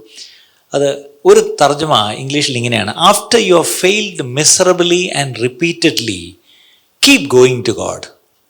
After you fail miserably and repeated. ഞാൻ എന്തിനാണ് ഈ സന്ദേശം പറയുന്നതെന്നറിയാമോ? ദൈവത്തിൻ്റെ ആത്മാവ് വ്യക്തമായിട്ട് പറഞ്ഞിട്ടായി പറയുന്നത്. ഇന്ന് രാവിലെ ഇത് തന്നെ പറഞ്ഞു. എന്നോട് 2 പേര് വന്നിട്ട് കണ്ണ് നിറഞ്ഞോടെ എന്നെ മാറ്റി നിർത്തി പറഞ്ഞു, ഗോഡ് സ്പോക്ക് ടു മീ. ദൈവം എന്നോട് സംസാരിച്ചു. അങ്ങനെയെങ്കിൽ ഈ സർവീസിലും ദൈവം ചിലരോട് സംസാരിക്കാൻ പോവുക. അതുകൊണ്ട് പ്രാർത്ഥനയോടെ ഇരിക്കുക. എല്ലാവരും ഒന്ന് പ്രാർത്ഥനയോടെ ഇരിക്കുക. ദൈവം എന്നോട് സംസാരിക്കണമേ എന്ന് പറയുക. ഈ ദിവസങ്ങൾ ദൈവം നമ്മോട് സംസാരിക്കുന്ന ചില ഭാഗമാണ്, അതിൻ്റെ കണ്ടിന്യൂവേഷനാണിത്, അല്ലേ? May be V might have failed miserably. Miserably എന്ന് പറഞ്ഞാൽ മലയാളം എന്തായിരിക്കും? ബിയോണ്ട് റിക്കവറി എന്നൊക്കെ പറയും ചിലത്. ഇനി നോക്കണ്ട, ഇനി വിട്ടേരെ, ഇനി അതിനെ നന്നാക്കി എടുക്കാൻ പറ്റുമെന്ന് തോന്നുന്നില്ല, ഇനി അത് ശരിയാവുമെന്ന് തോന്നുന്നില്ല, ഇനി ആ ചീത്തപ്പേര് മാറുമെന്ന് തോന്നുന്നില്ല, ഇനി അത് പഴയ പോലെ ആവുമെന്ന് തോന്നുന്നില്ല, ഇനി എനിക്കൊരു ജീവിതം ഇല്ല. Because I have failed miserably. ഇനി മിസറബിളി സഹിക്കാം, അതൊരു ആക്സിഡൻ്റ് ആവാൻ ചിലപ്പോൾ. പക്ഷേ ഈ റിപ്പീറ്റഡ്ലി എന്ന് പറയുമ്പോൾ എന്തുവാ? നിരന്തരം വീണ്ടും വീഴുക. വീണ്ടും വീണിട്ടുള്ളവരുണ്ടോ? ഞാൻ ഇനി ഒരിക്കലും അങ്ങനെ ചെയ്യത്തില്ല എന്ന് പറയും. ഇനി ഒരിക്കലും ഞാൻ ആ വഴിക്ക് തിരിയത്തില്ല എന്ന് പറയും. വീണ്ടും അതേ വഴിക്ക് കയറി തിരിയും, അതേ തെറ്റിച്ചെന്ന് ചാടുകയും ചെയ്യുന്നവരുണ്ടോ? തീരുമാനങ്ങൾ, നല്ല തീരുമാനം ദൈവസ്ഥ എടുക്കും. പക്ഷേ ആ തീരുമാനം അന്നെടുത്ത് അന്ന് മാത്രമേ ഉണ്ടായിരുന്നു, പിന്നെ എന്നെ കൊണ്ട് പറ്റുന്നില്ല. ഇങ്ങനെ റിപ്പീറ്റഡ്ലി ഫെയിൽഡ്. പലപ്പോഴും നമ്മുടെ അവസ്ഥ ഇതാ, അല്ലേ? നമ്മൾ ഭയങ്കരമായിട്ട് ഈ പറഞ്ഞ പോലെ നമ്മൾ വീണുപോയി, അല്ലെങ്കിൽ നിരന്തരമായിട്ട് ഞാൻ വീണു പോകുന്നു. പക്ഷെ അവിടെ ഒരു വാക്ക് പറഞ്ഞാൽ കീപ് ഗോയിങ് ടു ഗോഡ്. ദൈവത്തിൻ്റെ അടുക്കലേക്ക് എഴുന്നേറ്റ് പോകും. ദൈവം അവിടെ കാത്തിരിക്കുന്നു. മർക്കോസിൻ്റെ സുവിശേഷം 16-ാം അധ്യായത്തിൻ്റെ 7-ാം വാക്യം, യേശു മരിച്ചടക്കപ്പെട്ട് ഉയർത്തെഴുന്നേറ്റു എന്നുള്ള ആ സന്ദേശം ആദ്യം പോയി അത് അറിഞ്ഞത് സ്ത്രീകളാണ്, അല്ലേ? കല്ലറയ്ക്കൽ ചെന്ന സ്ത്രീകളാണ്. അവർ തന്നെയായിരുന്നു ദൈവം അപ്പോയിന്റ് ചെയ്ത മെസ്സഞ്ചേഴ്സും. അവരോട് തന്നെയാണ് പറഞ്ഞു, പോയി പറയാനും പറഞ്ഞു. അവിടെ നിങ്ങൾ പോയി അവന്റെ ശിഷ്യന്മാരോടും പത്രോസിനോടും അവൻ നിങ്ങൾക്ക് മുമ്പേ ഗലീലയ്ക്ക് പോകുന്നുവെന്ന് പറവീൻ. അവൻ നിങ്ങളോട് പറഞ്ഞതുപോലെ അവിടെ അവനെ കാണുമെന്ന് പറവീൻ എന്ന് പറഞ്ഞു. കണ്ടോ? അവിടെ പറയുക, നിങ്ങൾ പോയി ആരോട് പറയണം? ശിഷ്യന്മാരോട് പറയണം. അത് മനസ്സിലായി, go and tell the disciples. പക്ഷെ അവിടെ ഒരു പദം പറയുന്നു, ശിഷ്യന്മാരോടും ആരോടും കൂടെ പറയണം. ഇപ്പം എൻ്റെ കൂടെ ഉണ്ടായിരുന്നൊരു ശിഷ്യനാണ് പത്രോസ് എന്നിരിക്കട്ടെ. 3 ദിവസം മുമ്പ് ഈ ശിഷ്യൻ എന്നെ എന്ത് ചെയ്തു? എന്നെ പോലീസ് പിടിച്ചുകൊണ്ട് പോയപ്പം ഇയാൾ അറിയത്തേ ഇല്ല എന്ന് പറഞ്ഞിട്ട് വണ്ടി വിട്ടുപോയി. 3 ദിവസം കഴിഞ്ഞിട്ട് ഞാൻ പറയുമോ ആ വണ്ടി വിട്ടു പോയ പാർട്ടിയെ ഞാൻ മണ്ണത്തിലേക്ക് വരുന്നുണ്ട്, അവിടെ കാണണം എന്ന് പറയുമോ? അഥവാ ഞാൻ കാണും, എന്തിനാ? 2 പറയാൻ ഒരാവശ്യം വന്നപ്പം അവിടെ എന്നെ പിടിച്ചോണ്ട് പോകുന്ന നീ കണ്ടോണ്ട് നിന്നതല്ലേ. എന്നിട്ട് ആരോട് ചോദിക്കുകയും ചെയ്യും, ഇയാൾ അറിയാൻ ചോദിച്ചാൽ ഏയ് എനിക്കറിയാം, ഇങ്ങനെയൊക്കെ പറഞ്ഞാലല്ലേ നമുക്ക് മനസ്സിലാവൂ. 3 പ്രാവശ്യം തള്ളി പറഞ്ഞിട്ട് പോയ പത്രോസിൻ്റെ പുറകെ പോയതുപോലെയായി ശരിക്കും പറഞ്ഞാൽ. ഞാൻ ചോദിച്ചോട്ടെ, ഞാനും നിങ്ങൾ എത്ര വട്ടം തള്ളിപ്പറഞ്ഞു? ഞാൻ ചിലപ്പം ചിന്തിക്കും, പത്രോസ് ആ കൂടി എത്ര വട്ടം തള്ളിപ്പറഞ്ഞു? 3 തള്ളി പറഞ്ഞുള്ളൂ. നമ്മളോ? ഡെയിലി. കണ്ടോ, ഡെയിലി ഫ്രഷ് എന്ന് പറയുമല്ലേ. നമ്മൾ നിരന്തരം കർത്താവിനെ തള്ളിപ്പറഞ്ഞാണ് ജീവിക്കുന്നത്. ഈ തള്ളിപ്പറ ഡിനായൽ എന്നുള്ള നമ്മുടെ ഒരു ലൈഫ് സ്റ്റൈലായിട്ട് മാറി. നമ്മൾ ജീവിക്കുന്നത് കർത്താവിൻ്റെ സാക്ഷിയായിട്ടല്ലെങ്കിൽ നമ്മൾ കർത്താവിനെ തള്ളിപ്പറഞ്ഞാണ് ജീവിക്കുന്നത്. പക്ഷെ നമുക്ക് ഒരു ചമ്മലും തോന്നില്ല, ഒരു ഉളുപ്പും തോന്നില്ല, ഒരു കുറ്റബോധവും തോന്നില്ല. നമ്മൾ എന്നിട്ട് പത്രോസിനെ ഇങ്ങനെ കുറ്റം പറയുന്നു. ഇപ്പം നമ്മൾ പത്രോസിനെ അങ്ങോട്ട് തൊലിയിരിക്കാൻ പോവുക, എന്നിട്ടിങ്ങനെ മുളകൊക്കെ തേച്ച് നിർത്തുക, അങ്ങനെ അങ്ങ് വിട്. ഈ 3 വട്ടം തള്ളിപ്പറഞ്ഞു എന്ന് പറഞ്ഞ പത്രോസിനോട് ചെന്ന് പറയാൻ, ഞാൻ നമ്മുടെ മുമ്പേ പോയി ഗലീലയിലുണ്ട്, നമുക്ക് അവിടെ വെച്ച് കാണാം. ഇനി കർത്താവ് തന്നെ ജീവനോടൊന്നിപ്പോൾ ഇവരോട് പറഞ്ഞിരുന്നു ഞാൻ ഇങ്ങനെയൊക്കെ സംഭവിക്കും അല്ലേ. അപ്പം പത്രോസിനോട് പറയണമെന്ന് പറഞ്ഞു. God was very particular or specific that Peter should be informed. പത്രോസിനോട് പറഞ്ഞു ഞാൻ അവിടെ വരുമെന്ന്. കാര്യം എൻ്റെ ഉയർപ്പിനെ പറ്റി മാത്രമല്ല, ഇനി അപ്കമിങ് പ്ലാൻസ് ഉണ്ട്, എനിക്ക് നിന്നെപ്പറ്റി പദ്ധതിയുണ്ട്. ഇവരെയൊക്കെ പണ്ട് വിളിച്ചപ്പോൾ എന്തു പറഞ്ഞാൽ യേശു വിളിച്ചത്? നിങ്ങളെല്ലാം ഞാൻ എന്ത് ചെയ്യും? മനുഷ്യരെ പിടിക്കുന്നവരാക്കും. അങ്ങനെ ഒരു ദൗത്യത്തിന് വേണ്ടി അവരെ വിളിച്ചത്, അതിനു വേണ്ടിയുള്ള ട്രെയിനിങ് ആയി കൊടുത്തത്. പക്ഷെ അവസാന ലാപ്പിൽ ഇവർ ഇത് കൊണ്ട് കുടവിട്ട് പൊട്ടിച്ചെന്ന് പറഞ്ഞ പോലെ ഇവർ തള്ളിപ്പറഞ്ഞു. ഇനി നിങ്ങൾ ചിന്തിക്കരുത്, ഈ ഓടിയ കൂട്ടത്തിൽ ഈ പത്രോസ് മാത്രം തള്ളിപ്പറഞ്ഞ് ഓടിയെന്നൊന്നും അല്ല. അവിടെ എഴുതിയിരിക്കുന്നൊരു പദമുണ്ട്, അവരെല്ലാവരും തന്നെ അങ്ങനെ പറഞ്ഞിട്ട് പോയെന്നാണ് പറയുന്നത് അല്ലേ. അവരെല്ലാവരും ഇതുപോലെ ഓടിപ്പോയി. അപ്പം അങ്ങനെ ഓടിപ്പോയപ്പം ഓർക്കണം, നമ്മളൊക്കെ ആണെങ്കിൽ ഓടിപ്പോയവരിനി ഓടിയേച്ച് വരട്ടെന്ന് പറഞ്ഞ് കാത്തിരിക്കും. പക്ഷെ എൻ്റെ കർത്താവ് ഓടിപ്പോയവരെ അങ്ങനെ അങ്ങ് വിടുകയല്ല, അവരുടെ പുറകെ തേടിച്ചെല്ലുന്ന പോലെ. കാണാതെ പോയ ആടിനെ തേടിച്ചെന്നു അല്ലേ. തള്ളിപ്പറഞ്ഞിട്ട് പോയ പത്രോസിനെ പേരെടുത്ത് പറഞ്ഞിട്ട് പറയാം, അവനോട് പറയണം ഞാൻ അവിടെ വെച്ച് കാണാമെന്ന്. കാര്യം അവനെ ഞാൻ വിളിച്ചത് ഒരു വിളി, ആ വിളിയിൽ അവനെക്കുറിച്ച് ഞാൻ എന്തെല്ലാം ഞാൻ കണ്ടിരിക്കുന്നോ അതെല്ലാം എനിക്ക് അവനിലൂടെ നിറവേറ്റിയെടുക്കണം. അതുകൊണ്ട് അവനിപ്പം തള്ളിപ്പറഞ്ഞെന്നുള്ളത് അത് വിഷയമല്ല. പക്ഷെ ഒരു കാര്യം, അങ്ങനെ തള്ളിപ്പറഞ്ഞ് ദൈവത്തിൽ നിന്ന് ദൂരെ പോകുമ്പം ഒരു കാര്യം ഓർത്തോണം. നമുക്കറിയാം, ഈ ഗെത്സമന തോട്ടത്തിൽ ഉണർന്നിരുന്ന് പ്രാർത്ഥിക്കാൻ പറഞ്ഞപ്പം കേട്ടില്ല. അത് കഴിഞ്ഞൊരു പരീക്ഷ പെട്ടെന്ന് വന്നു. കഴിഞ്ഞ ദിവസം നമ്മൾ കേട്ടതാ, ഒരുത്തൻ്റെ ചെവി അങ്ങ് വാളെടുത്തങ്ങ് മുറിച്ചു. പക്ഷെ പെട്ടെന്ന് കർത്താവ് ഉണ്ടായിരുന്നോണ്ട് രക്ഷപ്പെട്ടു അല്ലേ. അവിടെ വെച്ചൊരു സീൻ ഉണ്ടാവാതെ രക്ഷപ്പെട്ടു. പക്ഷേ അവിടെ എല്ലാം കഴിഞ്ഞപ്പോൾ എന്തു പറ്റിയെന്നറിയാമോ? താനങ്ങ് ഈ പറഞ്ഞ പോലെ അതിലൊരു ചെറിയ പദം, ആ പദം ഒന്ന് ശ്രദ്ധിക്കണം. ഞാൻ ആ പദം ഒന്ന് ഹൈലൈറ്റ് ചെയ്യാൻ വേണ്ടി ഞാനിപ്പോൾ എടുത്തത്. മത്തായി സുവിശേഷം 26-ാം അധ്യായത്തിലേക്ക് വരുമ്പം 56 തൊട്ട് വായിച്ച്, മാത്യു 26:56, മത്തായി 26:56. എന്നാൽ ഇതൊക്കെയും പ്രവാചകന്മാരുടെ എഴുത്തുകൾ നിവൃത്തിയാകേണ്ടതിന് സംഭവിച്ചു എന്ന് പറഞ്ഞു. അപ്പോൾ ശിഷ്യന്മാരെല്ലാവരും അവനെ വിട്ട് ഓടിപ്പോയി. ആരൊക്കെയാ ഓടിപ്പോയത്? ശിഷ്യന്മാരെല്ലാം. സ്നേഹത്തിൻ്റെ അപ്പോസ്തലനായ യോഹന്നാനും ഓടിപ്പോയി, യാക്കോബും ഓടിപ്പോയി, മത്തായി ഓടിപ്പോയി. നമ്മൾ ഈ പാവം എല്ലാം കയറി പിടിക്കുന്ന ആരെയാ? ഒരുത്തൻ നേരത്തെ പോയി, ബാക്കി 11 കണക്കായിരുന്നു. എല്ലാവരും ഓടിപ്പോയി. ഈ ഓടിപ്പോയ കൂട്ടത്തിൽ എല്ലാവരും പോയി. പക്ഷെ ആ ഓടിപ്പോയത് പോലും തിരുവെഴുത്തുകളുടെ ഒരു പൂർത്തീകരണം കൂടെ ആയിരുന്നു എന്ന് എഴുതിയിട്ടുണ്ട്. ശരി, 57-ാം വാക്യം. യേശുവിനെ പിടിച്ചവരോ മഹാപുരോഹിതനായ കയ്യാഫായുടെ അടുക്കൽ ശാസ്ത്രിമാരും മൂപ്പന്മാരും ഒന്നിച്ചു കൂടിയിരുന്നിടത്ത് അവനെ കൊണ്ടുപോയി. ശരി, യേശുവിനെ പിടിച്ചോണ്ട് അങ്ങ് ട്രയലിന് കൊണ്ടുപോവാ അല്ലേ, വിചാരണയ്ക്ക് കൊണ്ടുപോവാ. കൊണ്ടുപോകുമ്പം 58 വാക്യം. എന്നാൽ പത്രോസ് ദൂരവേ. കൈ പേന വെച്ചിരിക്കുന്നവരാണെങ്കിൽ ആ ദൂരവേ ഒന്ന് അടിവരയിട്ടെ. ഐപാഡിൽ അടിവരയിടല്ലേ. ദൂരവേ, അത് ഇംഗ്ലീഷിൽ എങ്ങനെയാ? At A distance. ഇന്ന് ഈ ഒരൊറ്റ പോയിന്റ് പറയാനാണ് ഞാനിത് പറഞ്ഞു വരുന്നത്. Are you following Christ at A distance? നമ്മുടെ ഹൃദയത്തിലോട്ട് ഒന്ന് കൈ വെച്ചിട്ട് ചോദിച്ചാൽ മതി, ഞാൻ എൻ്റെ കർത്താവിനെ ദൂരവേ പിൻപറ്റുന്നവനാണോ?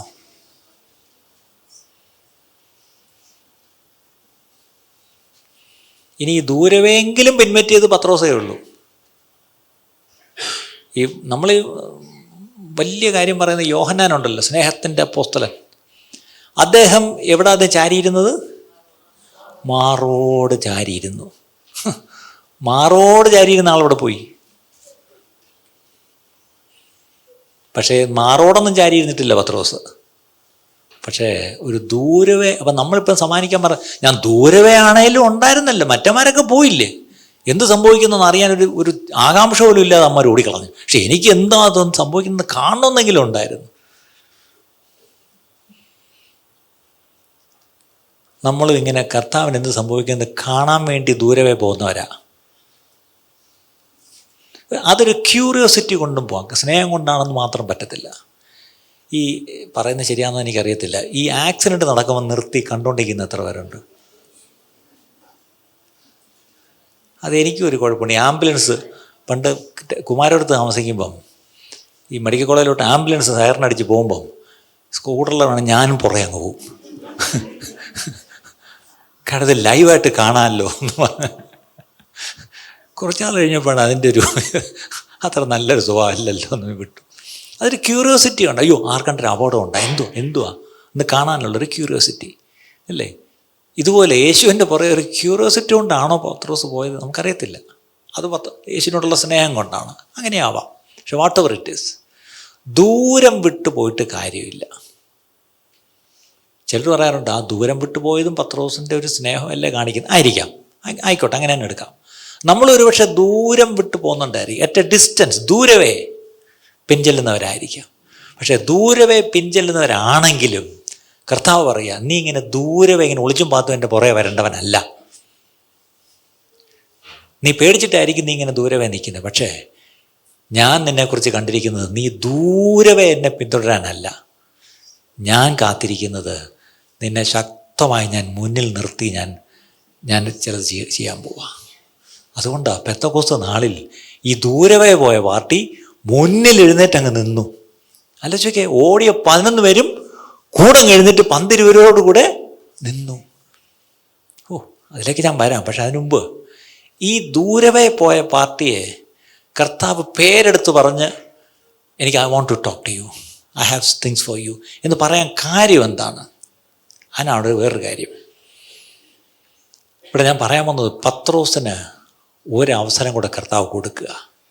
ഈ ഒരു അവസരം കൂടെ കൊടുക്കുന്നതിന് ഇംഗ്ലീഷിൽ പറയും അനദർ ചാൻസ്. അങ്ങനെയെങ്കിൽ ഇന്നത്തെ ടോപ്പിക് നിങ്ങൾ ഇട്ടോ, അനദർ ചാൻസ്. ഇന്നിവിടെ വന്ന എല്ലാവർക്കും കർത്താവ് അനദർ ചാൻസ് തരിക. നമുക്ക് കിട്ടിയ ചാൻസ് നമ്മൾ നഷ്ടപ്പെടുത്തി എന്നുള്ള കുറ്റബോധത്തിലായിരിക്കുന്നത്.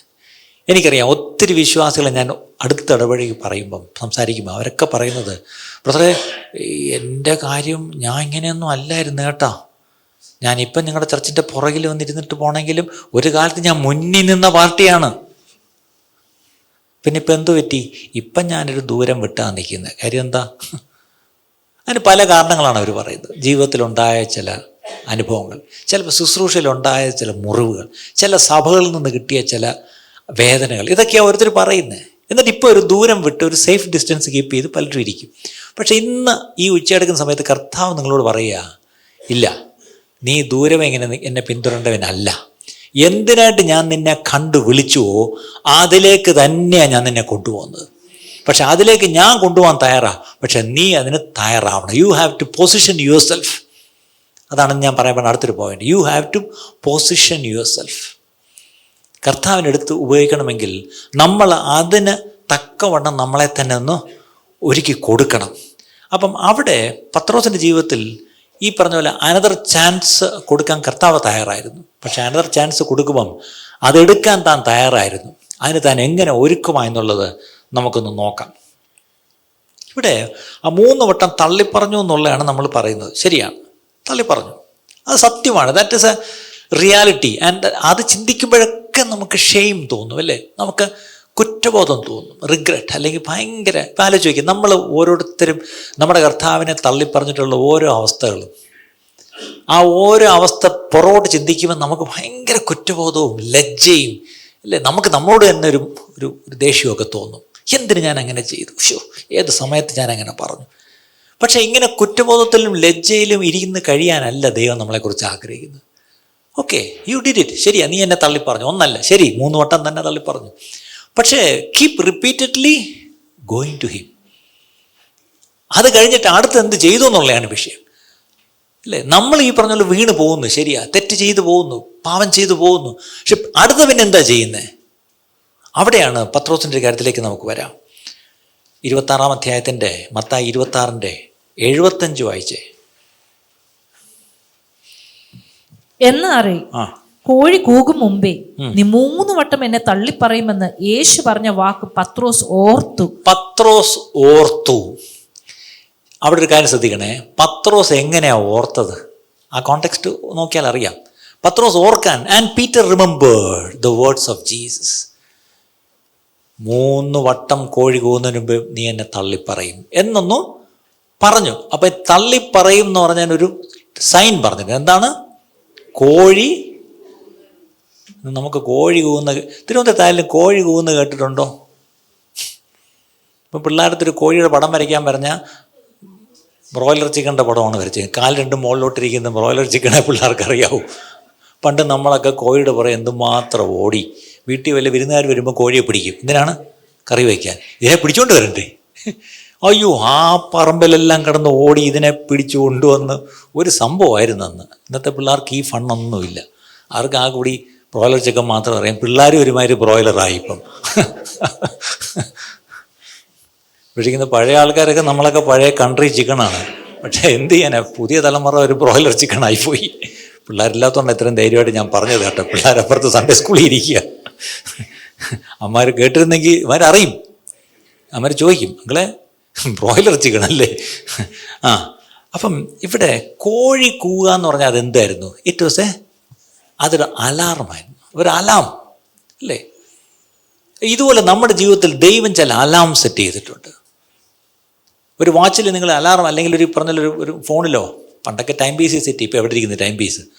നിങ്ങളുടെ വാച്ചിൽ ഒരു അലാം സെറ്റ് ചെയ്തു. നിങ്ങളുടെ അലാം സെറ്റ് ചെയ്താൽ കൃത്യമായിട്ട് അലാം അടിക്കും, അതിനുറപ്പാണ്.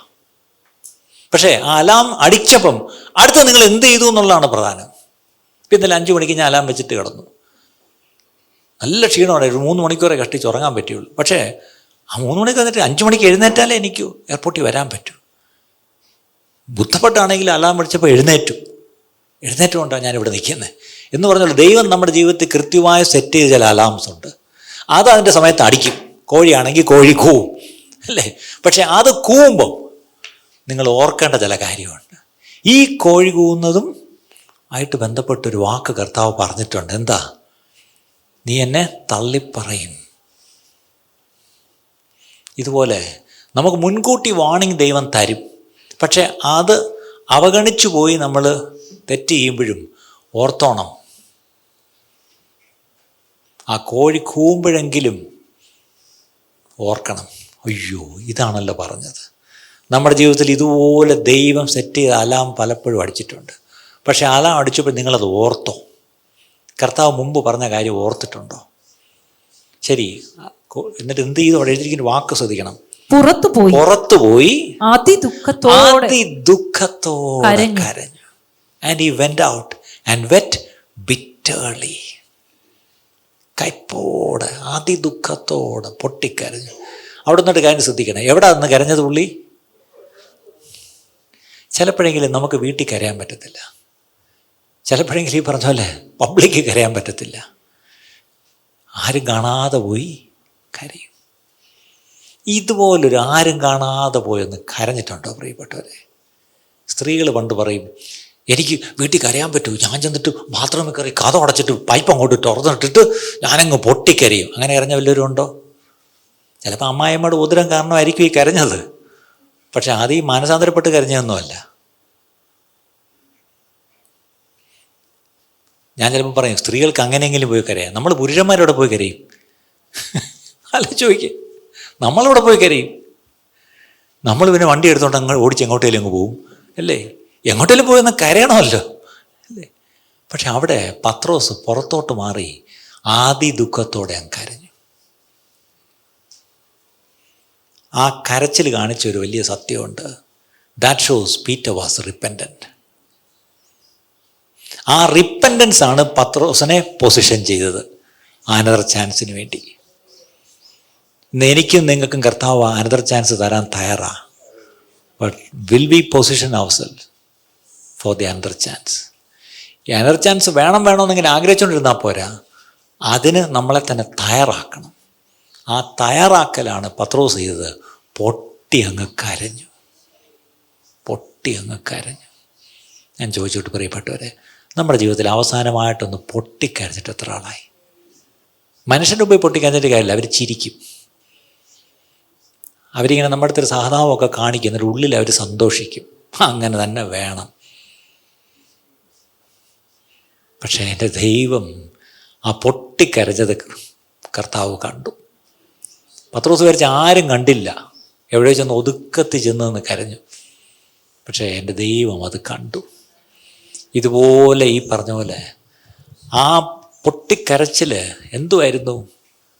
അനുതാപവും പശ്ചാത്താപവും, അത് മാനസാന്തരവുമായിരുന്നു അല്ലേ? മാനസാന്തരത്തിൻ്റെ ലക്ഷണം ആ പൊട്ടിക്കരച്ചിൽ. പ്രിയപ്പെട്ടവരെ, ഇന്ന് നമ്മൾ പലപ്പോഴും മാനസാന്തരപ്പെടാത്തതിന് കാരണം ഈ പൊട്ടിക്കരച്ചിൽ നമുക്കില്ല. പക്ഷെ പൊട്ടിക്കരയാനുള്ള അലാം ദൈവം തരുന്നുണ്ട്. ഓരോ പ്രാവശ്യം ദൈവം വചനം നിങ്ങൾ കേൾക്കുമ്പോഴും ഒരു അലാമാണെന്ന് ഓർത്തോണം. പണ്ടൊക്കെ ആണെങ്കിൽ ഒരു പ്രസംഗം പോയി കേൾക്കണം. എന്നൊക്കെ നിങ്ങൾ ഈ യൂട്യൂബിലും ഈ ഫോണിൽ കൂടെ ഒക്കെ എന്തുമാത്രം മെസ്സേജൊക്കെ നിങ്ങൾ കേൾക്കുന്നുണ്ടായിരിക്കും. പക്ഷേ അത് ചിലത് മെസ്സേജൊക്കെ അലാമാണ്. എല്ലാമാണെന്ന് ഞാൻ പറയുന്നില്ല, ചില മെസ്സേജെങ്കിലും അലാമാണ്. ആ അലാറം കേട്ടിട്ട് നിങ്ങൾ അടുത്ത് എന്താ ചെയ്യുന്നത്? പണ്ടൊരു കലാപരിപാടിയുണ്ട്, ഈ ടൈം പീസിൽ അലാറം വയ്ക്കും. തലയുടെ സൈഡിലാണ് ഇത് വയ്ക്കുന്നത്. എന്നിട്ട് ഇത് രാവിലെ അവൻ കിണി അടിക്കും. ഉടൻ എൻ്റെ മണ്ടയിലൊരു ബട്ടണിട്ട് അടിക്കും, അത് അണച്ച് വയ്ക്കും. പിന്നെ 5 മിനിറ്റ് കഴിയുമ്പോൾ വീണ്ടും അത് കിണി അടിക്കും. അപ്പോഴെന്ത് ചെയ്യും? ഒരടി കൊടുക്കും, അത് അണച്ചു വയ്ക്കും. ഇതുപോലെ നിങ്ങളുടെ ജീവിതത്തിൽ ഇപ്പോൾ എത്ര കിണി കേട്ടു? ഓരോ ഞായറാഴ്ചയും കിണി കേൾക്കും, ഒറ്റയടി. എന്തിനാ അടിച്ചത്? ഇനി അടുത്ത ഞായറാഴ്ച ഒരു ഇൻ്റർവെൽ ഉണ്ട് ഇതിനിടയ്ക്ക്. കാരണം എനിക്ക് ഒരാഴ്ച ലോകത്ത് ജീവിക്കണം. ചിരിച്ചോ, കുഴപ്പമൊന്നുമില്ല. പക്ഷേ ഇത് ഈ സന്ദേശം ആഴത്തിലോട്ട് പോകണം. പക്ഷെ ഒരു കാര്യം ഓർക്കണം, അലാറം ഇപ്പം കൃപായുഗം ആയതുകൊണ്ട് വീണ്ടും ഇത് അടിക്കുന്നു. ഒരു ദിവസം ഈ അലാറം അങ്ങ് നിൽക്കും. പിന്നെ നിങ്ങൾ എഴുന്നേറ്റ് കരഞ്ഞിട്ടും കാര്യമില്ല. പഴയ ഭക്തന്മാരെഴുതിയ പാട്ടുകളൊക്കെ ഓർക്കുന്നുണ്ടോ?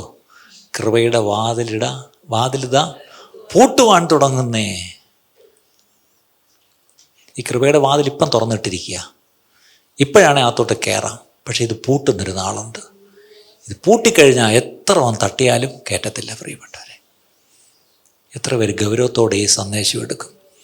കർത്താവേ, എന്നെ നീ വീണ്ടും എൻ്റെ ജീവിതത്തിൽ എല്ലാവരും കൂടെ അടിച്ച് എന്നെ നീ ഓർപ്പിക്കുന്നതിനായിട്ട് സ്തോത്രം. പത്രോസിൻ്റെ ആ അനുതാപവും പശ്ചാത്താപവും മാനസാന്തരവും എൻ്റെ കർത്താവ് കണ്ടു അല്ലേ? കണ്ടു. സോ ആ അനദർ ചാൻസ് പത്രോസിന് കിട്ടാൻ കാരണം തൻ്റെ ആ റിപ്പൻഡൻറ്റ് ഹാർട്ടായിരുന്നു. എനിക്ക് നിങ്ങൾക്കും ആ റിപ്പൻഡൻറ്റ് ഹാർട്ട് ഉണ്ടെങ്കിൽ definitely God is willing to give us a second chance. അടുത്തത് യോഹന്നാൻ സുവിശേഷം 21-ാം അധ്യായം 15 മുതൽ 17 വരെ. യോഹന്നാൻ 21-ന്റെ 15 മുതൽ 17 വരെ. എന്തുകൊണ്ടാണ് ഈ അനദർ ചാൻസിന് പത്രോസ് ക്വാളിഫൈഡ് ആയെന്നുള്ള രണ്ടാമത്തെ ഒരു കാരണം കൂടെ നോക്കാം. അവർ പ്രാതൽ കഴിച്ച ശേഷം യേശു ശിമോൻ പത്രോസിനോട്, കണ്ടോ, ഈ കയറി പിടിക്കുന്ന എല്ലാം ശിമോൻ പത്രോസിനെയാണ്. നമ്മളാണെ പറഞ്ഞതിന് ഇതെന്തൊരു കഷ്ടമാണെന്ന് നോക്കണേ. ഞാനൊന്ന് തള്ളിപ്പറഞ്ഞു, ഇപ്പം എന്ത് പറഞ്ഞാലും എൻ്റെ മണ്ടയ്ക്കായി. ഈ ചിലപ്പം കർത്താവ് പുറകെ നടന്ന് നമ്മളെങ്ങനെ പിടിക്കുന്നതിന് കാര്യമുണ്ടെന്നേ. ഒന്ന്, കർത്താവ് അത്രയ്ക്ക് നമ്മളെ സ്നേഹിക്കുന്നു. രണ്ട്, നമ്മളെ കർത്താവ് ചിലതിനായിട്ട് കണ്ടിരിക്കുന്നു. കർത്താവ് നമ്മളെ വിളിച്ച് ചില ദൗത്യം ഏൽപ്പിച്ചിട്ട് നമ്മളൊരു പക്ഷേ ആ ദൗത്യം പൂർണ്ണമായിട്ട് മനസ്സിലാക്കാതെ പോവുകയോ അല്ലെങ്കിൽ അതിനുള്ള ഗൗരവം കൊടുക്കാതെ പോവുകയോ അല്ലെങ്കിൽ അതിനെ അലക്ഷ്യമായി കളയുകയോ ചെയ്താൽ കർത്താവിൻ്റെ സ്നേഹം അങ്ങ് വിട്ടുകളയുന്നില്ല. ഈ ദിവസങ്ങൾ ഞാൻ എൻ്റെ ഒരു സാക്ഷിയായിട്ടും പറയുക, എന്നെ വിളിച്ച വിളി എന്താണെന്ന് ഏകദേശം എനിക്ക് അറിയാം. പക്ഷെ ഞാൻ ആ വിളിയിലോട്ട് വരാതെ ഞാനിങ്ങനെ ഒരു ഉഴപ്പിയൊരു പരുവത്തിലേക്ക് നടക്കുമ്പോഴും കർത്താവ് വീണ്ടും വീണ്ടും ഇതല്ല നിൻ്റെ വിളി. ഇപ്രാവശ്യം ഈ യാത്രയിലും അത് ദൈവം ഉറപ്പിച്ചു ചില കാര്യങ്ങൾ. അത് ദൈവം ഞാനും അറിയുന്നു. നിങ്ങൾ ഓരോരുത്തരുടെയും കാര്യം ഇങ്ങനെ തന്നെയാണ്. ദൈവം വിളിച്ച വിളി ഒരു ഉന്നത വിളിയാണ്. ആ വിളിയിലേക്കാണ് ദൈവം വിളിച്ചതെങ്കിൽ അതിന് വേണ്ടുന്ന കൃപയും അഭിഷേകവും നിങ്ങൾക്ക് ദൈവം തന്നിട്ടുണ്ട്. അതിന് വേണ്ടി ചില പ്രത്യേക വരങ്ങളും കൃപകളും ദൈവം തന്നിട്ടുണ്ട്. പക്ഷേ ആ വിളിയിലേക്ക് നിങ്ങൾ മുന്നോട്ട് പോകാൻ തടസ്സമായി നിൽക്കുന്ന പല കാരണങ്ങൾ. ഒന്ന്, may be you have miserably and repeatedly failed. എന്താണ്? നിങ്ങൾ വീണ് പോയിട്ടുണ്ടായിരിക്കാം. എവിടെയെങ്കിലും ദൈവത്തോട് അവിശ്വസ്തത കാണിച്ചിട്ടുണ്ടായിരിക്കാം. പക്ഷെ ഇന്ന് ദൈവം അലാറം തന്നിട്ട് പറയുക, അതെ, U failed, I know that. പക്ഷേ ഇന്ന് ഞാൻ വന്നിരിക്കുന്നത് നിന്റെ പേര് വിളിച്ച് തന്നെ ഞാൻ ചോദിക്കുന്നത്. ശിമോൻ പത്രോസേ, എന്തെന്തോ ചോദിക്കുന്നേ? യോഹന്നാന്റെ മകനായ ശിമോനെ, നീ ഇവരിൽ അധികമായി എന്നെ സ്നേഹിക്കുന്നുവോ? ഒറ്റ ചോദ്യം. നീ ഇതിലൊക്കെ അധികമായിട്ട്, ഇവരെക്കാട്ടിലൊക്കെ അധികമായിട്ട്, അത് ഇവരെന്നുള്ളത് യു ക്യാൻ എക്സ്പ്ലെയിൻ എന്തൊക്കെയാണെങ്കിലും. ഇനി ആ കോണ്ടാക്ട് വിടാം. നമ്മോട് ഇന്ന് കർത്താവ് ചോദിക്കുക, മോനെ, നീ ഇതിനെക്കാട്ടിലൊക്കെ അധികമായിട്ട് നീ എന്നെ സ്നേഹിക്കുന്നുണ്ടോ? ഇനി അടുത്ത ചോദ്യം, നമ്മൾ ഈ ഭൂമിയിൽ സ്നേഹിക്കുന്ന ആരെയൊക്കെയാ? നമ്മൾ ഭൂമിയിൽ സ്നേഹിക്കുന്ന ആരെയാ? ആലോചിക്കുക. നിങ്ങൾ ഓരോരുത്തരും നിങ്ങളോട് തന്നെ ചോദിക്കുക, ഈ ഭൂമിയിൽ എനിക്ക് ഏറ്റവും കൂടുതൽ സ്നേഹമുള്ള ആരോടൊക്കെയാ?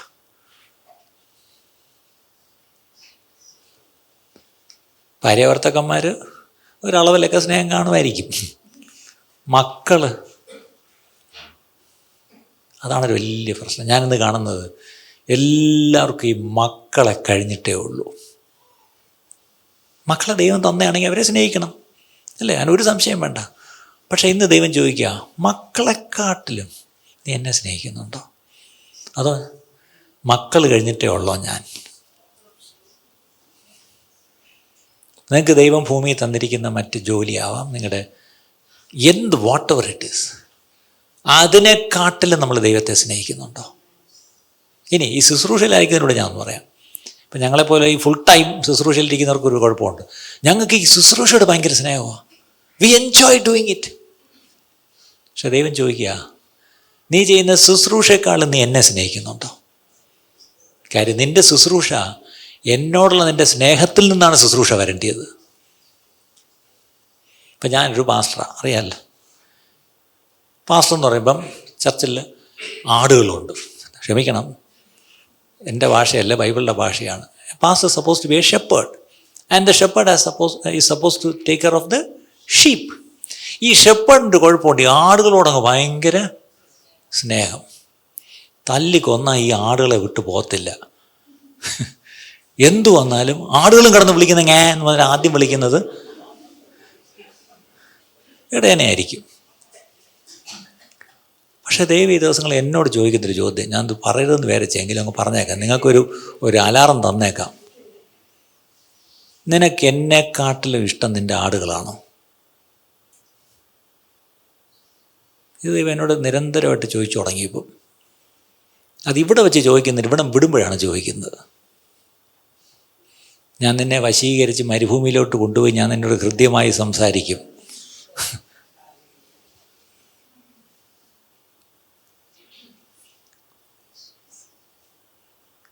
ഞാനത് പറയുമ്പോൾ എൻ്റെ ഹൃദയത്തിലൊരു വല്ലാത്ത വിങ്ങലും ഒക്കെ വരുന്നുണ്ട്. I am very honest with you. The Lord is testing me. Sam, do you love your people more than me? നീ എന്നെക്കാട്ടിലുമാണ് നീ നിൻ്റെ ജനത്തെ സ്നേഹിക്കുന്നുവെങ്കിൽ,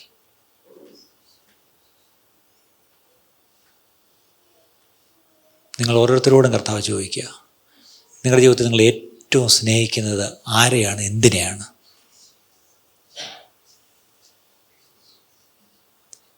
പക്ഷെ കർത്താവ് പറയുന്നു, ഇല്ല, ഞാനത് അനുവദിക്കത്തില്ല. I am a jealous God. ഭാര്യയെ സംശയമുള്ള ഭർത്താക്കന്മാർ വല്ലതും ഉണ്ടോ ഇവിടെ? അങ്ങനെ നമ്മുടെ ദൈവത്തിനൊരു ചെറിയ കുഴപ്പമുണ്ട്. ജലസ് എന്നുള്ളതിൻ്റെ ശരിയായ തർജ്ജമ എന്താണെന്നറിയാമോ? പത്നീവ്രത ശങ്കയുള്ള ഭർത്താവ് അല്ലേ? കാരണം ഈ ഭർത്താവ് ഇങ്ങനെ എന്ത് ചെയ്യും? ഈ ഭാര്യ വേറെ ആരെങ്കിലും നോക്കുന്നുണ്ടോ എന്നും പറഞ്ഞുകൊണ്ട് അവിടെ ഇവിടെ എല്ലാം CCTV വെച്ചിട്ടുണ്ട്. അത് വയ്ക്കാൻ കാര്യമുണ്ട്. ഇയാൾ അങ്ങോട്ട് മാറുമ്പം അപ്പോഴും ചിലർ പ്രത്യക്ഷപ്പെടും. അവന്മാരെ വിളിക്കുന്ന പേരാണ് ബൈബിളിൽ ജാരന്മാർ. അവന്മാർ അവിടെ ഇവിടെ എന്നിട്ട് എന്ത് ചെയ്യും? കണ്ണ് കാണിക്കും. അവിടെ ഇവളെന്ത് ചെയ്യും? പുള്ളി പോയല്ലോ എന്ന് പറഞ്ഞിട്ട് എന്ത് ചെയ്യും? ഹായ് എന്നാ കാണിക്കും. അതുകൊണ്ടാണ് പഴയ ഭക്തന്മാർ എഴുതിയും എന്താണ് മനോഹരനാം എന്തോ എൻ പ്രിയനെപ്പോൽ സുന്ദരനായി ഞാൻ ആരെയും. പക്ഷെ പ്രിയനിപ്പോൾ ഇല്ല എന്ന് ഓർക്കണം. പ്രിയൻ വീടെടുക്കാൻ പോയിരിക്കുക. മേലാലും ഞാൻ കാണുകയില്ല. പിന്നെ അടുത്തത് എന്താ സുന്ദരനാം മനോഹര നിന്നെ പിരിഞ്ഞ് ലോകയാത്ര. ദേ ഈ ജാരന്മാരെ പറ്റി ബൈബിള് പറയുന്നത് പ്രാകൃതന്മാരാ. പക്ഷെ നമുക്ക് ഈ ബാർബേറിയസ് ഈ ജാരന്മാരാണ് ഭയങ്കര കാര്യം. സുന്ദരനായൊരു മണവാളൻ നമുക്ക് വേണ്ടി ജീവൻ തന്ന് നമ്മളെ സ്നേഹിച്ച മണവാളനുള്ളപ്പം ആ മണവാളൻ തൽക്കാലത്തേക്കൊന്ന് സ്ഥലമൊരുക്കാൻ പോയപ്പോഴത്തേക്കും ഈ ലോകത്തിൽ ഒത്തിരി പ്രാകൃതരായിട്ടുള്ള കുറേ ജാരന്മാരുണ്ട്. അവരെ കാണാനൊക്കെ വലിയ സുന്ദരന്മാരായിരിക്കും, ഭയങ്കര ടെക്നിക്സൊക്കെ അവരുടെ കയ്യിലുണ്ട്. പക്ഷെ അവർ വന്ന് ഈ കണ്ണുമണിയും കാണിക്കുമ്പോൾ വീഴരുതെന്നാണ് കാര്യം. ഞാൻ സുന്ദരനായ മണവാളിന് വിവാഹ നിശ്ചയം ചെയ്യപ്പെട്ടവനാണ്. എൻ്റെ മണവാളിന് എത്രയും പെട്ടെന്ന് വന്ന് എന്നെ ചേർക്കും. പക്ഷേ ഈ ഭൂമിയിലുള്ള ഈ ഒരു ഇൻ്ററിം പീരീഡ് എനിക്കൊരു വലിയ ടെംപ്റ്റേഷനുണ്ട്. എന്നെ ടെംപ്റ്റ് ചെയ്യുന്ന പല കാര്യങ്ങൾ. അത് ജാരൻ എന്നുള്ളൊരു വ്യക്തിയാണോന്നില്ല. There are lot of things which will attract me my eyes. അവിടെ ഇല്ല, ഞാൻ എൻ്റെ മണവാളന് വേണ്ടിയുള്ളവനാ. ഇല്ല, ഞാൻ അവനുള്ളതാ, അവൻ എൻ്റേതാ, ഇതിനിടയ്ക്ക് ആരും കയറി വരരുത് എന്നുള്ളൊരു ബന്ധം നമുക്കുണ്ടോ പ്രിയപ്പെട്ടവരെ? അപ്പം യേശു ചോദിക്കുക, നോക്കണേ, ഈ ചോദ്യം യേശു മറ്റ് ശിഷ്യന്മാരോട് ചോദിച്ചില്ല. അതാണ് ദാറ്റ് മേക്സ് പീറ്റർ ഡിഫറെൻറ്റ് അല്ലേ? ഇതെന്താ യോഹനോട് ചോദിക്കാത്ത? ഈ സ്നേഹത്തിൻ്റെ അപ്പോസ്തലനല്ലേ? ഈ സ്നേഹത്തിൻ്റെ അപ്പോസ്തലനൊക്കെ നമ്മളങ്ങനെ കൊടുത്ത പേരാ. അങ്ങനെയൊന്നും പറഞ്ഞിട്ടൊന്നുമില്ല. പിന്നെ അങ്ങനെയൊരു ചെറിയ കുഴപ്പമുണ്ട്. പുള്ളി ഇടയ്ക്കിടയ്ക്ക് പറയും യേശു സ്നേഹിച്ച, ഇത് പുള്ളി എന്നുകൊണ്ട് പറയുക, നമ്മളും കൂടെ പറയണ്ടേ? ദ ഡിസൈപ്പിൾ ഹൂം ജീസസ് ലവ്ഡ് എന്നൊക്കെ തന്നെത്താൻ അങ്ങ് എഴുതി വെച്ചിരിക്കുക. ഇതുപോലെയൊക്കെ നമ്മൾ എഴുതി വെച്ചിട്ടൊക്കെ നടക്കാം. പക്ഷേ ദൈവം അവിടെ കണ്ടത് പത്രോസിനെയാണ്. പക്ഷെ പത്രോസ്, ഹൗ ഡസ് ഹി ക്വാളിഫൈ? 3 വട്ടം തള്ളിപ്പറഞ്ഞില്ലേ? നമ്മുടെ മനസ്സിലല്ല ഈ തള്ളിപ്പറഞ്ഞു എന്നുള്ളതാണ് ഹൈലൈറ്റ്. പക്ഷെ എൻ്റെ കർത്താവിന് ആ തള്ളിപ്പറഞ്ഞതല്ല ഹൈലൈറ്റ്. കർത്താവ് പത്രോസിനെ എന്തിനായി കണ്ടു? അത് കർത്താവിൻ്റെ സ്നേഹം. പക്ഷേ പത്രോസ് അതിനായിട്ട് ക്വാളിഫൈഡ് ആയത് എങ്ങനെ? റിപ്പൻഡൻ്റ് ആയിരുന്നു. കോഴി കൂവിയപ്പം, അലാറം അടിച്ചപ്പം മാനസാന്തരപ്പെട്ടു. ഇന്ന് ഉച്ച സമയത്ത് ദൈവം വീണ്ടും വീണ്ടും നിരന്തരം അലാറം അടിക്കുക. ഈ അലാറം കേട്ടിട്ട് മാനസാന്തരപ്പെടുന്നെങ്കിൽ എന്തിനായിട്ട് നമ്മളെ വിളിച്ചോ അതിലേക്ക് ദൈവം നമ്മളെ കൊണ്ടുപോകും പ്രിയപ്പെട്ടവരെ. അതങ്ങ് മേളിൽ ചെന്നിട്ടല്ല അതൊക്കെ ചെയ്യാൻ പോകുന്നത്. ഈ ഭൂമിയിൽ കർത്താവ് വരാൻ താമസിച്ചാൽ നമ്മുടെ ആയുസ് കർത്താവ് ഇനിയുള്ള കാലം കർത്താവിന് വേണ്ടി ചിലത് ചെയ്യാനുണ്ട്. അതിന് പ്രായം ഒരു വിഷയമേ അല്ല. അതിന് നമ്മുടെ ഇപ്പോഴത്തെ സാഹചര്യം ഒരു വിഷയമല്ല. ദൈവം ശക്തമായിട്ട് നമ്മൾ ഓരോരുത്തരെടുത്ത് ഉപയോഗിക്കും. ഒരുപക്ഷെ നിങ്ങൾക്ക് ഇറങ്ങി നടന്നതിന് ഒത്തിരി ചെയ്യാൻ കഴിയുന്നില്ല. നിങ്ങൾ പ്രായമുള്ള ചിലർ പറയും, ഒരു കാലത്ത് ഞാൻ ഓടി നടന്നതാണ്, ഇന്നെനിക്ക് പണ്ടത്തെ പോലെ വയ്യ. വേണ്ട. പക്ഷെ നേരത്തെ നമ്മൾ പ്രാർത്ഥനയെ പറ്റി കേട്ടല്ലോ, അൺടാപ്ഡ് റിസോഴ്സസ്. ഇതുവരെയും നിങ്ങൾ പ്രാർത്ഥിച്ചിട്ടില്ലാത്തതുപോലെ ചില പ്രാർത്ഥനകൾ പ്രാർത്ഥിക്കും.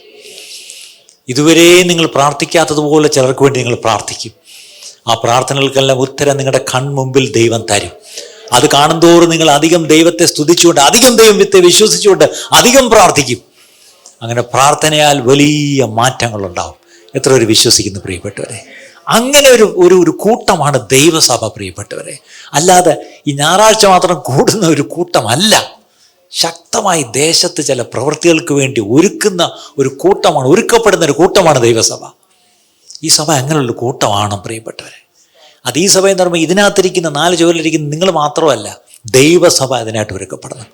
ആ ഒരു പിക്ചറാണ് ദൈവ ഈ ദിവസങ്ങളിൽ തരുന്നത്. God has only one church. ദൈവത്തിനൊരു സഭയേ ഉള്ളൂ, അല്ലേ?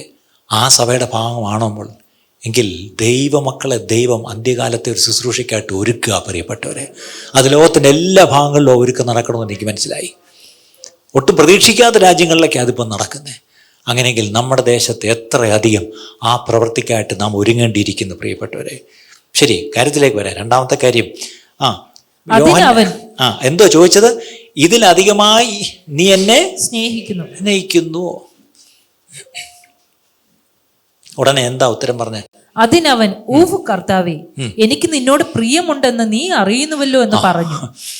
ഇതാണ് നമ്മുടെ എന്തെങ്കിലും കർത്താവ് സീരിയസ് ആയിട്ട് ചോദിക്കുമ്പോൾ അതെന്തൊരു ചോദ്യം, നിനക്കറിയാമല്ലോ. നമ്മുടെ സ്വസിദ്ധമായ ഉത്തരവാണ്. ചോദിക്കേണ്ട ആവശ്യമുണ്ടോ? അത് ഇംഗ്ലീഷിൽ എങ്ങനെയാണെന്നറിയാമോ? Do you love me? ഉടനെ ഇംഗ്ലീഷിൽ യെസ് ലോർഡ്. ഞാൻ രാവിലത്തെ സർവീസ് പറയായിരുന്നു, നമ്മുടെ ഈ സ്നേഹം മൊത്തം കാണിക്കുന്നത് എവിടെയാണെന്നറിയാമോ?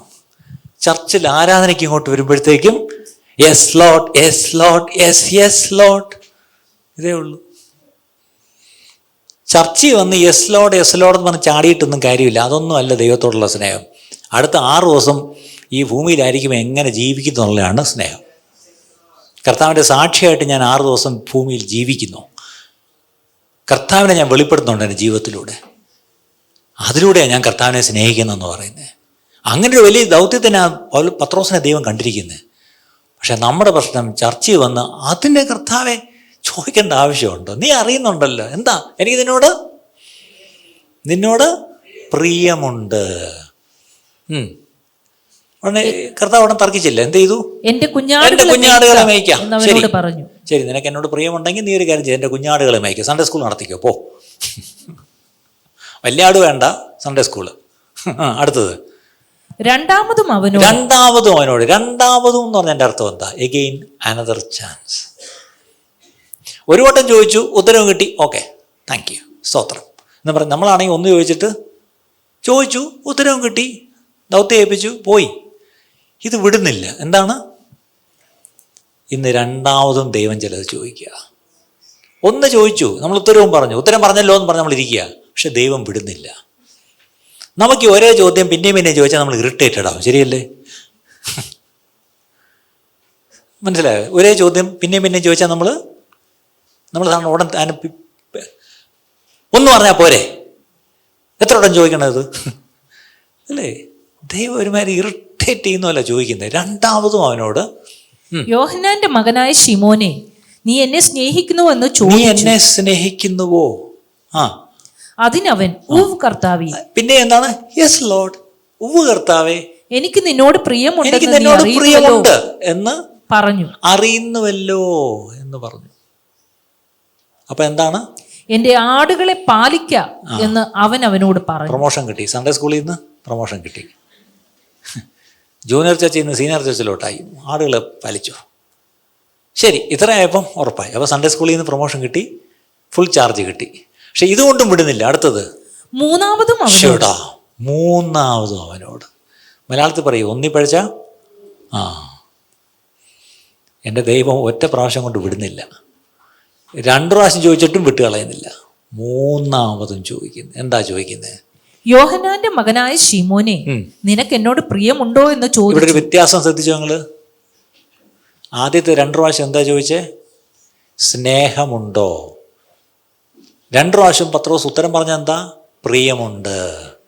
ഇപ്പം ദൈവം എന്തോ ചോദിക്കുന്നേ? പ്രിയമുണ്ടോ. നമ്മളാണെ അതല്ലേ പറഞ്ഞുകൊണ്ടിരിക്കുന്നത് കുറേ നേരമായിട്ട്. അതാ ഞാൻ പറഞ്ഞത്, ചിലപ്പോൾ കർത്താവിൻ്റെ ചോദ്യം പോലും നമുക്ക് ഇറിറ്റേഷനാണ്. But he is asking, or he is repeatedly asking you with a purpose. അതാ ദൈവം ഒരു കാര്യമില്ലാതൊരു കാര്യം റിപ്പീറ്റ് ചെയ്യത്തില്ല. നിങ്ങൾക്കറിയാമോ, ആമേൻ ആമേൻ ഞാൻ നിങ്ങളോട് പറയുന്നു. നമ്മൾ വന്നിട്ട് 2 ആമേൻ 1 ആമേൻ പോരെ? ദൈവത്തിൻ്റെ ഓരോ വാക്കിനും, പ്രത്യേകിച്ച് ഓരോ റെപ്പറ്റേഷനും അർത്ഥമുണ്ട് പ്രിയപ്പെട്ടവരെ. 3ാമതും ചോദിക്കുന്നു. ഇന്ന് ചിലരോടൊക്കെ നിങ്ങളോട് 3ാമതാണ് ചോദിക്കുന്നത്. ഒന്നോർത്തോണം, 4ാമത് ചോദിച്ചില്ല അങ്ങനെയാണെങ്കിൽ. പക്ഷേ 4ാമത് ചോദിക്കാത്ത കാര്യം പൗലോസ് അപ്പോഴത്തേക്കും കർത്താവ് ഉദ്ദേശിച്ചതുപോലെ ആയി. ശരി, 3ാമതും ചോദിച്ചു പ്രിയമുണ്ടോ എന്ന് ചോദിച്ചപ്പോൾ എന്തു പറ്റി? 3ാമത് ചോദിക്കയാൽ പത്രോസ് ദുഃഖിച്ചു. കർത്താവേ, ദുഃഖിച്ചു. കണ്ടോ, ഈ 3ാമതും ഇങ്ങനെ ഒന്ന് സ്നേഹമുണ്ടോ എന്ന് ചോദിച്ചപ്പോൾ അങ്ങ് ദുഃഖിച്ചു. ഈ പത്രോസ് എടുത്താട്ടക്കാരനാണെങ്കിലും തൻ്റെ ഹാർട്ട് വളരെ ലളിതമായിരുന്നല്ലേ, വളരെ എന്താ പറഞ്ഞേ, ഒരു മൃദുല ഹൃദയനായിരുന്നു അല്ലേ. നമ്മളോട് ഒരാൾ വന്നിട്ട് പിന്നെയും ശരിക്കും എന്നോട് സ്നേഹമുണ്ടോ, അത് ഒന്നിലധികം ചോദിച്ച് 3ാം വട്ടം ചോദിച്ചപ്പോൾ പുള്ളി അങ്ങ് പൊട്ടി അങ്ങ് താർന്നു, അങ്ങ് കരഞ്ഞു. വേണേ എന്താ പറഞ്ഞെന്നറിയാമോ? കർത്താവേ, നീ സകലവും അറിയുന്നു. നീ സകലവും അറിയുന്നു. അതിൻ്റെ അർത്ഥം എന്താ? Lord, you know me and you know my heart. അതിൻ്റെ അർത്ഥം നിനക്ക് മറവായിട്ടൊന്നുമില്ലല്ലോ. അപ്പോഴാണ് പിന്നെ എൻ്റെ ഹൃദയം. എനിക്ക് നിന്നോട് പ്രിയമുണ്ട് എന്നും നീ അറിയുന്നു എന്നാണ് നമ്മൾ മലയാളത്തിൽ വായിക്കേണ്ടത്. ഒരു ദേവദാസൻ പറഞ്ഞൊരു സ്റ്റേറ്റ്മെൻറ്റ് ഞാൻ കുഞ്ഞിലെ കേട്ടതാണ്, പക്ഷെ ഇന്നും എനിക്ക് ഓർമ്മയിൽ കിടക്കുന്നു. 3ാം പ്രാവശ്യം യേശു ഇത് ചോദിച്ചപ്പം താൻ ഉത്തരം പറഞ്ഞത് ഇങ്ങനെയാണ്: കർത്താവെ, നീ അറിയുന്നുണ്ട് ഞാൻ എത്ര അങ്ങേ സ്നേഹിക്കുന്നില്ല എന്ന്. Lord, you know how much I don't love you. ആദ്യം ഞാൻ സ്നേഹിക്കുന്നു എന്ന് പറഞ്ഞു. എടുത്തു വെച്ചപ്പം എന്തിനാ ഇങ്ങനെ എന്നെ ചോദിച്ച് ദുഃഖിപ്പിക്കുന്നത്? നിനക്കറിയാവില്ല എനിക്ക് നിന്നോട് അത്ര സ്നേഹമില്ല. അതെന്തിനാ കാണിക്കുന്നതെന്നറിയാമോ? That shows Peter was honest. ഇന്ന് ദൈവസന്നിധി വന്നിരിക്കുന്ന നമ്മൾ സത്യസന്ധമായി പരമാർത്ഥ ഹൃദയത്തോട് അവനോട് ഉത്തരം പറയുമോ? ഇപ്പോൾ ഇവിടെ ഇരിക്കുന്ന ഇരിപ്പ് നമ്മളെ കണ്ടാൽ തോന്നും, ഇവിടെ ഇരിക്കുന്നതിൽ ആർക്കാ കൂടുതൽ സ്നേഹം കർത്താവിനോട്, അല്ലേ? പക്ഷേ ഈ ഹൃദയത്തിനകത്ത് ഇങ്ങനെ എയർ പിടിച്ച് മനസ്സിൽ പിടിച്ച് നിൽക്കുന്ന ഇതിനകത്തൊക്കെ സ്നേഹം നിറഞ്ഞിരിക്കുകയാണോ? അല്ല. ഈ ഹൃദയത്തിനകത്ത് ഇപ്പം എന്തൊക്കെയായിരിക്കുന്നത്? കർത്താവിനുള്ള സ്നേഹമാണോ? അതാ പത്രോസ് പറഞ്ഞത്, നിനക്കറിയാമല്ല കർത്താവ് ഇതിനകത്ത് എന്തൊക്കെയാണ് ഉള്ളത്. ഇന്ന് ഈ ഉച്ചയ്ക്ക് നമുക്കൊന്ന് ഏറ്റു പറയാം, കർത്താവേ, നീ അറിയുന്നു എന്നെ. നീ എന്നോട് ചോദിച്ച ആ സ്നേഹം ആ അളവിൽ എനിക്ക് നിന്നോടില്ല. എനിക്കുള്ളത് ഞാൻ അങ്ങോട്ട് പറഞ്ഞു, പ്രിയമുണ്ടെന്ന്. ഞാൻ നേരത്തെ പറഞ്ഞല്ലോ, മലയാളത്തിൽ ഈ സ്നേഹത്തിനൊരു വാക്കേ ഉള്ളൂ, സ്നേഹം. പിന്നെ ഒരു വാക്കുണ്ട്, അത് ഇച്ചിച്ചി വാക്കാ, പ്രേമം. അതുകൊണ്ടാണ് നേരത്തെ പാട്ട് പാടാൻ നേരം നിങ്ങൾക്ക് പ്രേമം പാടായി. നമുക്ക് ഈ പ്രേമം എന്ന് തൊട്ട ഉടനെ വയലാർ രാമവർമ്മയും ദേവരാജൻ്റെ പാട്ടുമൊക്കെയാണ് ഉടൻ പ്രേമം. പ്രേമം ഒരു വളരെ ബ്യൂട്ടിഫുൾ ഒരു വാക്കാണ്. ആ സ്ക്രിപ്ചറിൽ എന്ന് പറഞ്ഞേക്കാളോ ദൈവികമാണ്. പക്ഷേ എന്ത് ദൈവികമായതിനെയും ലോകം എടുത്തുകൊണ്ട് പോയി അതിനെ മോശമാക്കും. അതാണ് പറ്റിയത്. ഈ വാക്കെടുത്തുകൊണ്ട് സിനിമാക്കാർ കൊണ്ടുപോയി. അത് കാരണം ഇപ്പം നമുക്ക് പറ്റുന്നില്ല. അവിടെ ഉപയോഗിച്ചിരിക്കുന്ന വാക്ക് ഒറിജിനൽ ഭാഷയിൽ അഗാപ്പെ എന്നാണ്. യേശു ചോദിക്കുന്നത്, Peter, do you agape me? ആ അഗാപ്പെ എന്നുള്ള വാക്കിൻ്റെ അർത്ഥം എന്തുവാ? Unconditionally do you love me. ഒരു അർത്ഥം കൂടെ ഉണ്ട്, sacrificially do you love me. വ്യവസ്ഥ കൂടാതെയാണോ നീ എന്നെ സ്നേഹിക്കുന്നത്? ത്യാഗപരമായിട്ടാണോ നീ എന്നെ സ്നേഹിക്കുന്നത്? ഉടനെ പുള്ളിയല്ലേ ആള്. പുള്ളി പതുക്കെ അത് ഉരുട്ടിട്ട് തിരിച്ചു പറഞ്ഞ എന്താ? പ്രിയമുണ്ട്, ഫീലിയോ എന്നൊരു പദമാണ് പുള്ളി ഉദ്ദേശിക്കുന്നത്. അതിൻ്റെ അർത്ഥം ദൈവം നമ്മളെ ഇങ്ങോട്ട് സ്നേഹിച്ച അഗാപ്പെ കൊണ്ട് നമുക്ക് അങ്ങോട്ട് സ്നേഹിക്കാൻ പറ്റുമോ എന്നുള്ളത് വലിയ പാടാണ്. പക്ഷേ ദൈവസ്നേഹം എൻ്റെ ഉള്ളിലുണ്ടെങ്കിൽ എനിക്ക് പറ്റും പ്രിയപ്പെട്ടവരെ. I love him because he first love me. അല്ലേ? കർത്താവ് എന്നെ ആദ്യം സ്നേഹിച്ചു എന്നുള്ള ബോധ്യം ഉണ്ടെങ്കിൽ ആ സ്നേഹത്തിൻ്റെ പകരമായി എനിക്ക് അവനെ സ്നേഹിക്കാൻ പറ്റും. അപ്പോൾ 2 പ്രാവശ്യം ചോദിച്ചപ്പോഴും പത്രോസ് പറയുന്നു, ഇല്ല, എനിക്ക് പ്രിയമേ ഉള്ളൂ. അപ്പം കർത്താവിനൊരു കാര്യം മനസ്സിലായി, ഇവൻ്റെ ലെവലിലോട്ട് ഇനിയിപ്പം ഞാൻ താഴാനേ പറ്റൂ. ഇവൻ കയറി വരുന്ന ലക്ഷണമില്ല. 2 വട്ടം ചോദിച്ചിട്ടും അവൻ പിന്നെയും അവൾ പിടിച്ചിരിക്കുക. പിന്നെ കർത്താവ് ഒരു പടി താണിട്ട്, നിനക്കെന്നോട് പ്രിയമുണ്ടോ? അപ്പോഴെന്താ പറഞ്ഞേ? എനിക്ക് നിന്നോട് പ്രിയമുണ്ട് എന്ന് നീ അറിയുന്നു എന്ന് അവനോട് പറഞ്ഞു. കാര്യം നീ സകലവും അറിയുന്നല്ലോ. അതിൻ്റെ അർത്ഥം, കർത്താവെ എനിക്ക് പ്രിയം മാത്രമേ ഉള്ളൂ. അല്ലെങ്കിൽ I love you at my convenience. അല്ലെങ്കിൽ എനിക്ക് സൗകര്യമുള്ളപ്പോഴൊക്കെ ഞാൻ എന്ത് ചെയ്യും? ഞാൻ സ്നേഹിക്കും. എന്നെക്കൊണ്ട് പറ്റുന്ന പോലൊക്കെ സ്നേഹിക്കും. അല്ലാതെ അൺകണ്ടീഷണലായിട്ടൊന്നും എനിക്ക് നിന്നെ സ്നേഹിക്കാൻ പറ്റുന്നില്ല. എനിക്കങ്ങനെ ത്യാഗപരമായിട്ട് ജീവൻ കളഞ്ഞൊന്ന് സ്നേഹിക്കാൻ പറ്റില്ല. കാരണം എനിക്കെന്താ, ഈ ജീവനെ പേടിയാണ്. അതുകൊണ്ടാണ് ഞാൻ ഓടിപ്പോയത്, അതുകൊണ്ടാണ് ഞാൻ തള്ളിപ്പറഞ്ഞത്. പക്ഷെ നീ അലാറം അടിച്ചപ്പോൾ എനിക്ക് മനസ്സിലായി. അലാറം അടിച്ചപ്പം ഒരു നോട്ടം നോക്കിയതും കൂടെ ഉണ്ട് കേട്ടോ. നമ്മളൊക്കെ ആയിരുന്നെങ്കിൽ ഒരു നോട്ടം മതി. നമ്മളെ തള്ളിപ്പറഞ്ഞിട്ട് പോകുന്നവനെ ഒരു നോട്ടം എങ്ങനെയായിരിക്കും നോക്കുന്നത്? ഭസ്മമാക്കികളെ നോക്കി. നമ്മൾ അങ്ങനത്തെ നോട്ടം നോക്കിയുണ്ടാവും ഒന്നും രക്ഷപ്പെടാത്തത്. പക്ഷേ യേശു ഒരു നോട്ടം നോക്കി. ആ നോട്ടമാണ് ഈ പുറത്തു പോയി കരഞ്ഞത്. ആർക്കെങ്കിലും ആ നോട്ടം ഒന്ന് അഭിനയിച്ച് കാണിക്കാൻ പറ്റൂ? ആരെങ്കിലും ആക്ടേഴ്സ് വല്ലതും ഉണ്ടോ? യുവജനോത്സവത്തിന് സമ്മാനം കിട്ടിയ വല്ലവരും ഉണ്ടോ ഇവിടെ? അങ്ങനെ ഉണ്ടെങ്കിൽ ആ ഭാവം ഒന്ന് കാണിച്ച്, യേശുവിൻ്റെ ആ പത്രോസിനെ കോഴി കൂപ്പം തിരിഞ്ഞൊന്ന് നോക്കി. പാടത്തില്ലേ, കരുണ നിറഞ്ഞ കണ്ണുള്ളോനവൻ. പാടണ്ട. അവിടെയും കർത്താവ്, നമ്മൾ ആദ്യം വെച്ച വാക്യം അതാ, അവൻ്റെ കരുണ തീർന്നു പോയിട്ടില്ല, അത് രാവിലെ തോറും പുതിയത്. തള്ളിപ്പറഞ്ഞിട്ട് പോകുന്ന പത്രോസിനെയും കർത്താവ് നോക്കുന്നത് ആ കണ്ണുകൊണ്ട് തന്നെയാണ്. കരുണ നിറഞ്ഞ കണ്ണുകൊണ്ട് കർത്താവ് ഇന്ന് നമ്മളെയും നോക്കുക. കുറ്റപ്പെടുത്തിക്കൊണ്ടല്ല നോക്കുന്നത്, കുറ്റം വിധിച്ചുകൊണ്ടല്ല നോക്കുന്നത്, കോപിച്ചുമല്ല നോക്കുന്നത്. നമുക്കൊക്കെ അങ്ങനത്തെ നോട്ടേ അറിയാവൂ. കാരണം നമ്മളെല്ലാവരും അങ്ങനെ നോക്കിയിട്ടുള്ളൂ.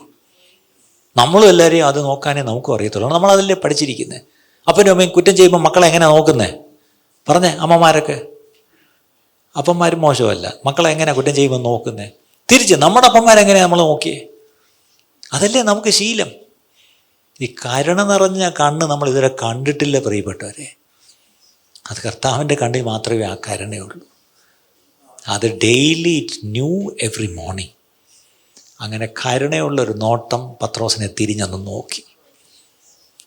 ആ നോട്ടമാണ് പത്രോസിനെ പൊട്ടിക്കരയിപ്പിച്ചത്.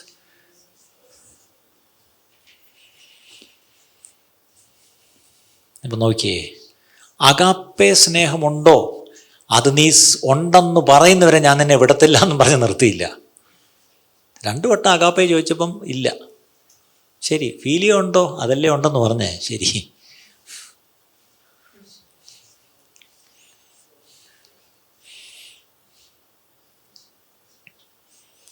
മൂന്നാമത് നമുക്കറിയാം. അപ്പം first he was repentant. Number 2 he was honest.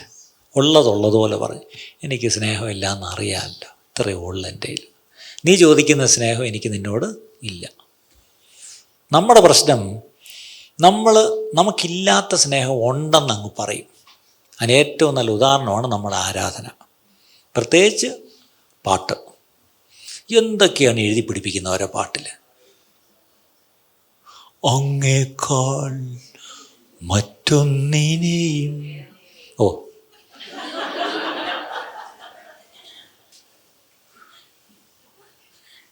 സ്നേഹിക്കുന്നേ സ്നേഹിക്കുന്നേ. ഈ പാട്ട് എഴുതിയവരൊക്കെ എന്നെ അടിക്കാൻ വരാതിരിക്കട്ടെ. ഇതൊക്കെ പാടാൻ ഭയങ്കര എളുപ്പമാണ്. ഇന്ന് കർത്താവ് ഉച്ചയ്ക്ക് ചോദിക്കുക, മറ്റൊന്നിനെയും ഞാൻ സ്നേഹിക്കത്തില്ല എന്ന് നമുക്ക് സഭയിൽ വന്നൊന്ന് പാടാം. പക്ഷെ കർത്താവ് നമ്മുടെ നെഞ്ചിലോട്ടൊന്ന് ചൂണ്ടിയിട്ട്, വിരലൊന്ന് ചൂണ്ടിയിട്ട് ആണോ എന്ന് ചോദിച്ചാൽ നമ്മൾ ഉത്തരം പറയുമോ? ഇന്ന് ഉത്തരം പറയണം.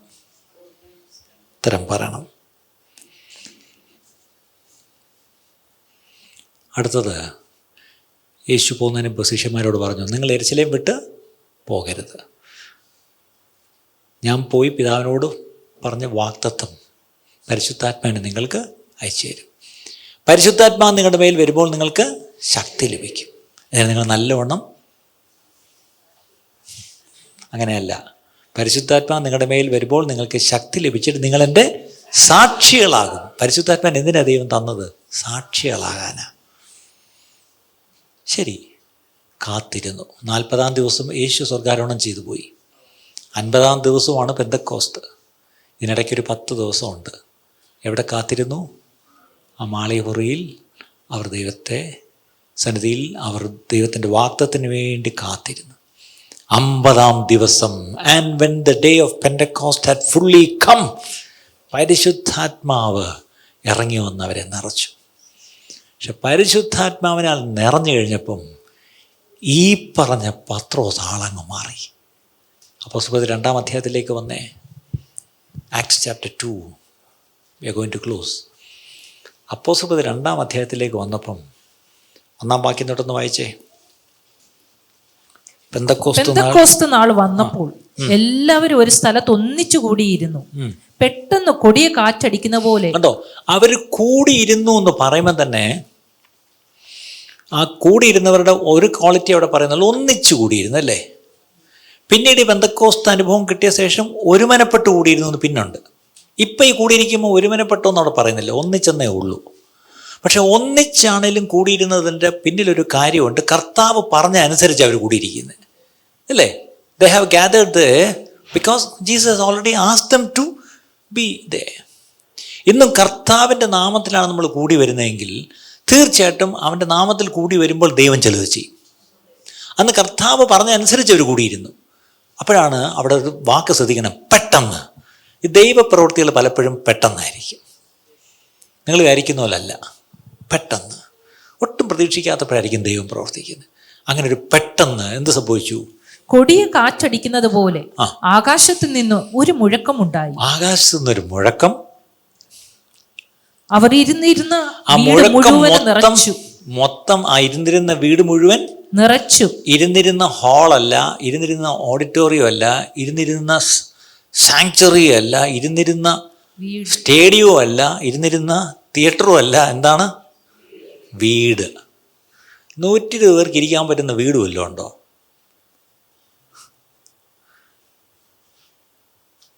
അന്നത്തെ വീടുകളും കൊച്ചു വീടല്ലായിരുന്നു കേട്ടോ. അപ്പർ റൂം എന്നൊക്കെ പറഞ്ഞ് ആ വീടങ്ങ് നിറച്ചു. കണ്ടോ, പരിശുദ്ധാത്മാവ് ഇറങ്ങി ആദ്യം നിറച്ചത് വീട്ടിലാണ് പ്രിയപ്പെട്ടവരെ. ഓർക്കണം, ആലയത്തിലല്ല, വീട്ടിലാണ്. പഴയ നിയമത്തിൽ ആലയത്തിൽ ദൈവത്തിൻ്റെ മഹത്വം ഇറങ്ങിയതുണ്ട്. പക്ഷേ പുതിയ നിയമത്തിൽ വീട്ടിൽ പരിശുദ്ധാത്മാവ് ഇറങ്ങി അവിടെ ആദ്യം ഒരു മുഴക്കം അങ്ങ് നിറഞ്ഞു. റിവർബറേറ്റിംഗ് എഫക്റ്റ് അവിടെ. അടുത്തത് അഗ്നിജ്വാല പോലെ പിളർന്നിരിക്കുന്ന നാവുകൾ അവർക്ക് പ്രത്യക്ഷമായി. അവരിൽ ഓരോരുത്തന്റെ എന്തോ ഒന്ന് ഒരു അഗ്നി പോലൊരു സാധനം വന്ന് ഓരോരുത്തരുടെ മേൽ വന്ന് ഫെൽ ഓൺ ദം, പതിച്ചു. അത് കണ്ടു. ഈ മുഴക്കം കേട്ടു. അതിൻ്റെ അർത്ഥം ഈ പരിശുദ്ധാത്മാവ് വരുന്നപ്പോൾ ഒരു ഓഡിയോ വീഡിയോ എഫക്റ്റ് ഉണ്ടായിരുന്നു. ആദ്യം ഒരു ഓഡിയോ, അടുത്തത് വീഡിയോ. കണ്ണുകൊണ്ട് കണ്ടു, എന്തോ വന്നിങ്ങനെ പതിഞ്ഞു. പക്ഷെ അവിടെ ഈ സൗണ്ട് അല്ല വിഷയം, ഫ്ലെയിം അല്ല, ഫയർ അല്ല വിഷയം. ഇത് നമുക്കെന്താ പ്രശ്നം? നമ്മുടെ പരിശുദ്ധാത്മാവ് എവിടെ നിൽക്കുന്നത്? സൗണ്ടിലാണ്. ഈ സൗണ്ടും കൂടി ഇല്ലായിരുന്നെങ്കിൽ പെട്ടുപോയനെ അല്ലേ. നമ്മുടെ പരിശുദ്ധാത്മാവ് മുഴുവൻ ഈ സൗണ്ടിലാണ്. ഈ വലിയ സ്പീക്കറും വാട്ട്സും ആംപ്ലിഫയറും പിന്നെ ഈ സാധനമൊക്കെ കണ്ടുപിടിച്ചവർക്കായിട്ട് സ്തോത്രം. പണ്ട് ഇത്രയും ഇല്ലായിരുന്നു, ഒരു തമ്പയർ മാത്രമേ ഉള്ളൂ. അത് വാങ്ങിക്കണേ കുമ്പനാട്ട് പോകണം അല്ലേ. ഈ ഒരൊറ്റ തമ്പയറും കൊണ്ടാണ് പണ്ട് രക്ഷപ്പെട്ടുകൊണ്ടിരുന്നത്. പക്ഷെ അന്ന് കാര്യമൊക്കെ പറഞ്ഞാലും ഈ തമ്പയർ അല്ലായിരുന്ന കാര്യം.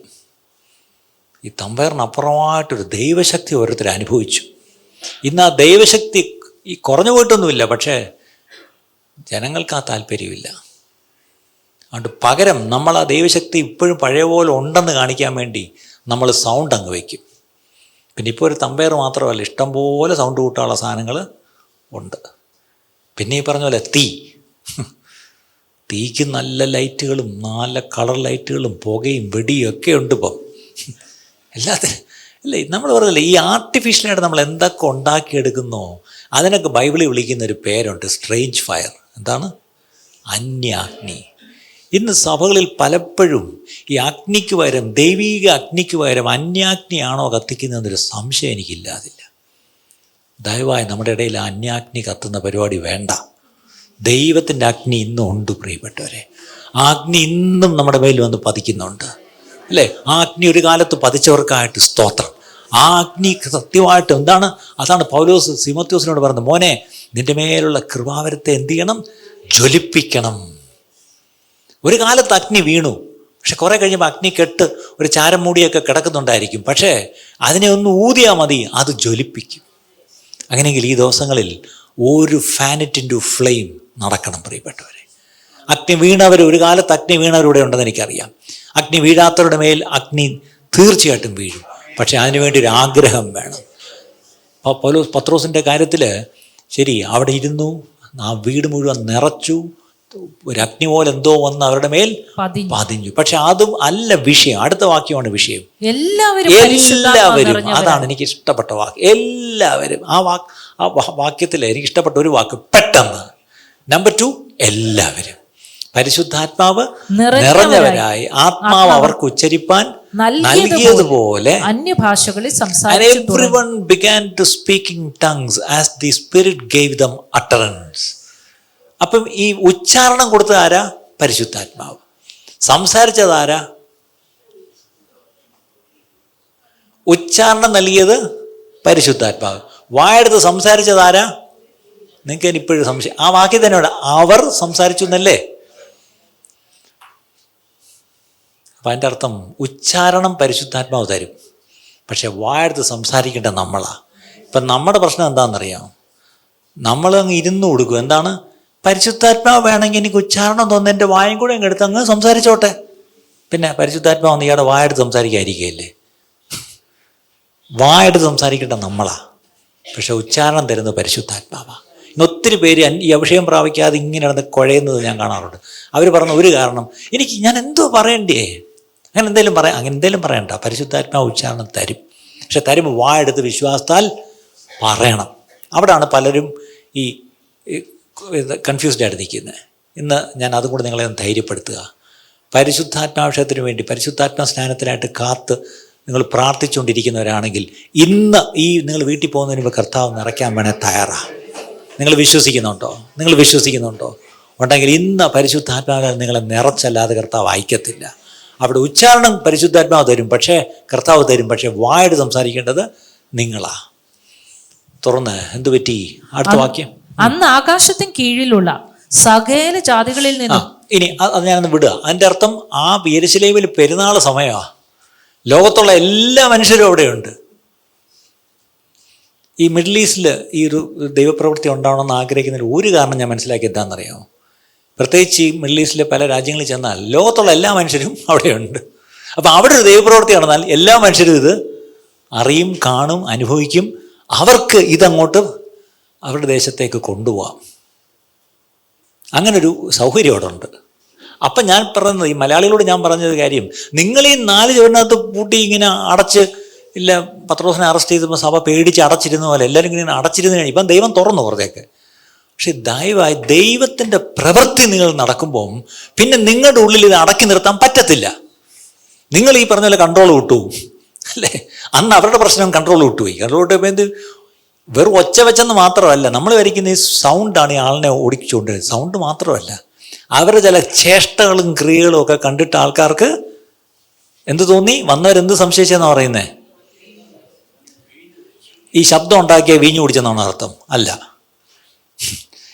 അവിടുത്തെ പ്രശ്നം അവരുടെ സൗണ്ട് കേട്ടിട്ടല്ല വീഞ്ഞു കുടിച്ചെന്ന് പറഞ്ഞ്, അവരുടെ ചില പരിശുദ്ധാത്മാവ് വരുമ്പോൾ ചിലപ്പോൾ ഇച്ചിരി കൺട്രോളൊക്കെ വിട്ട് പോകുന്നേ.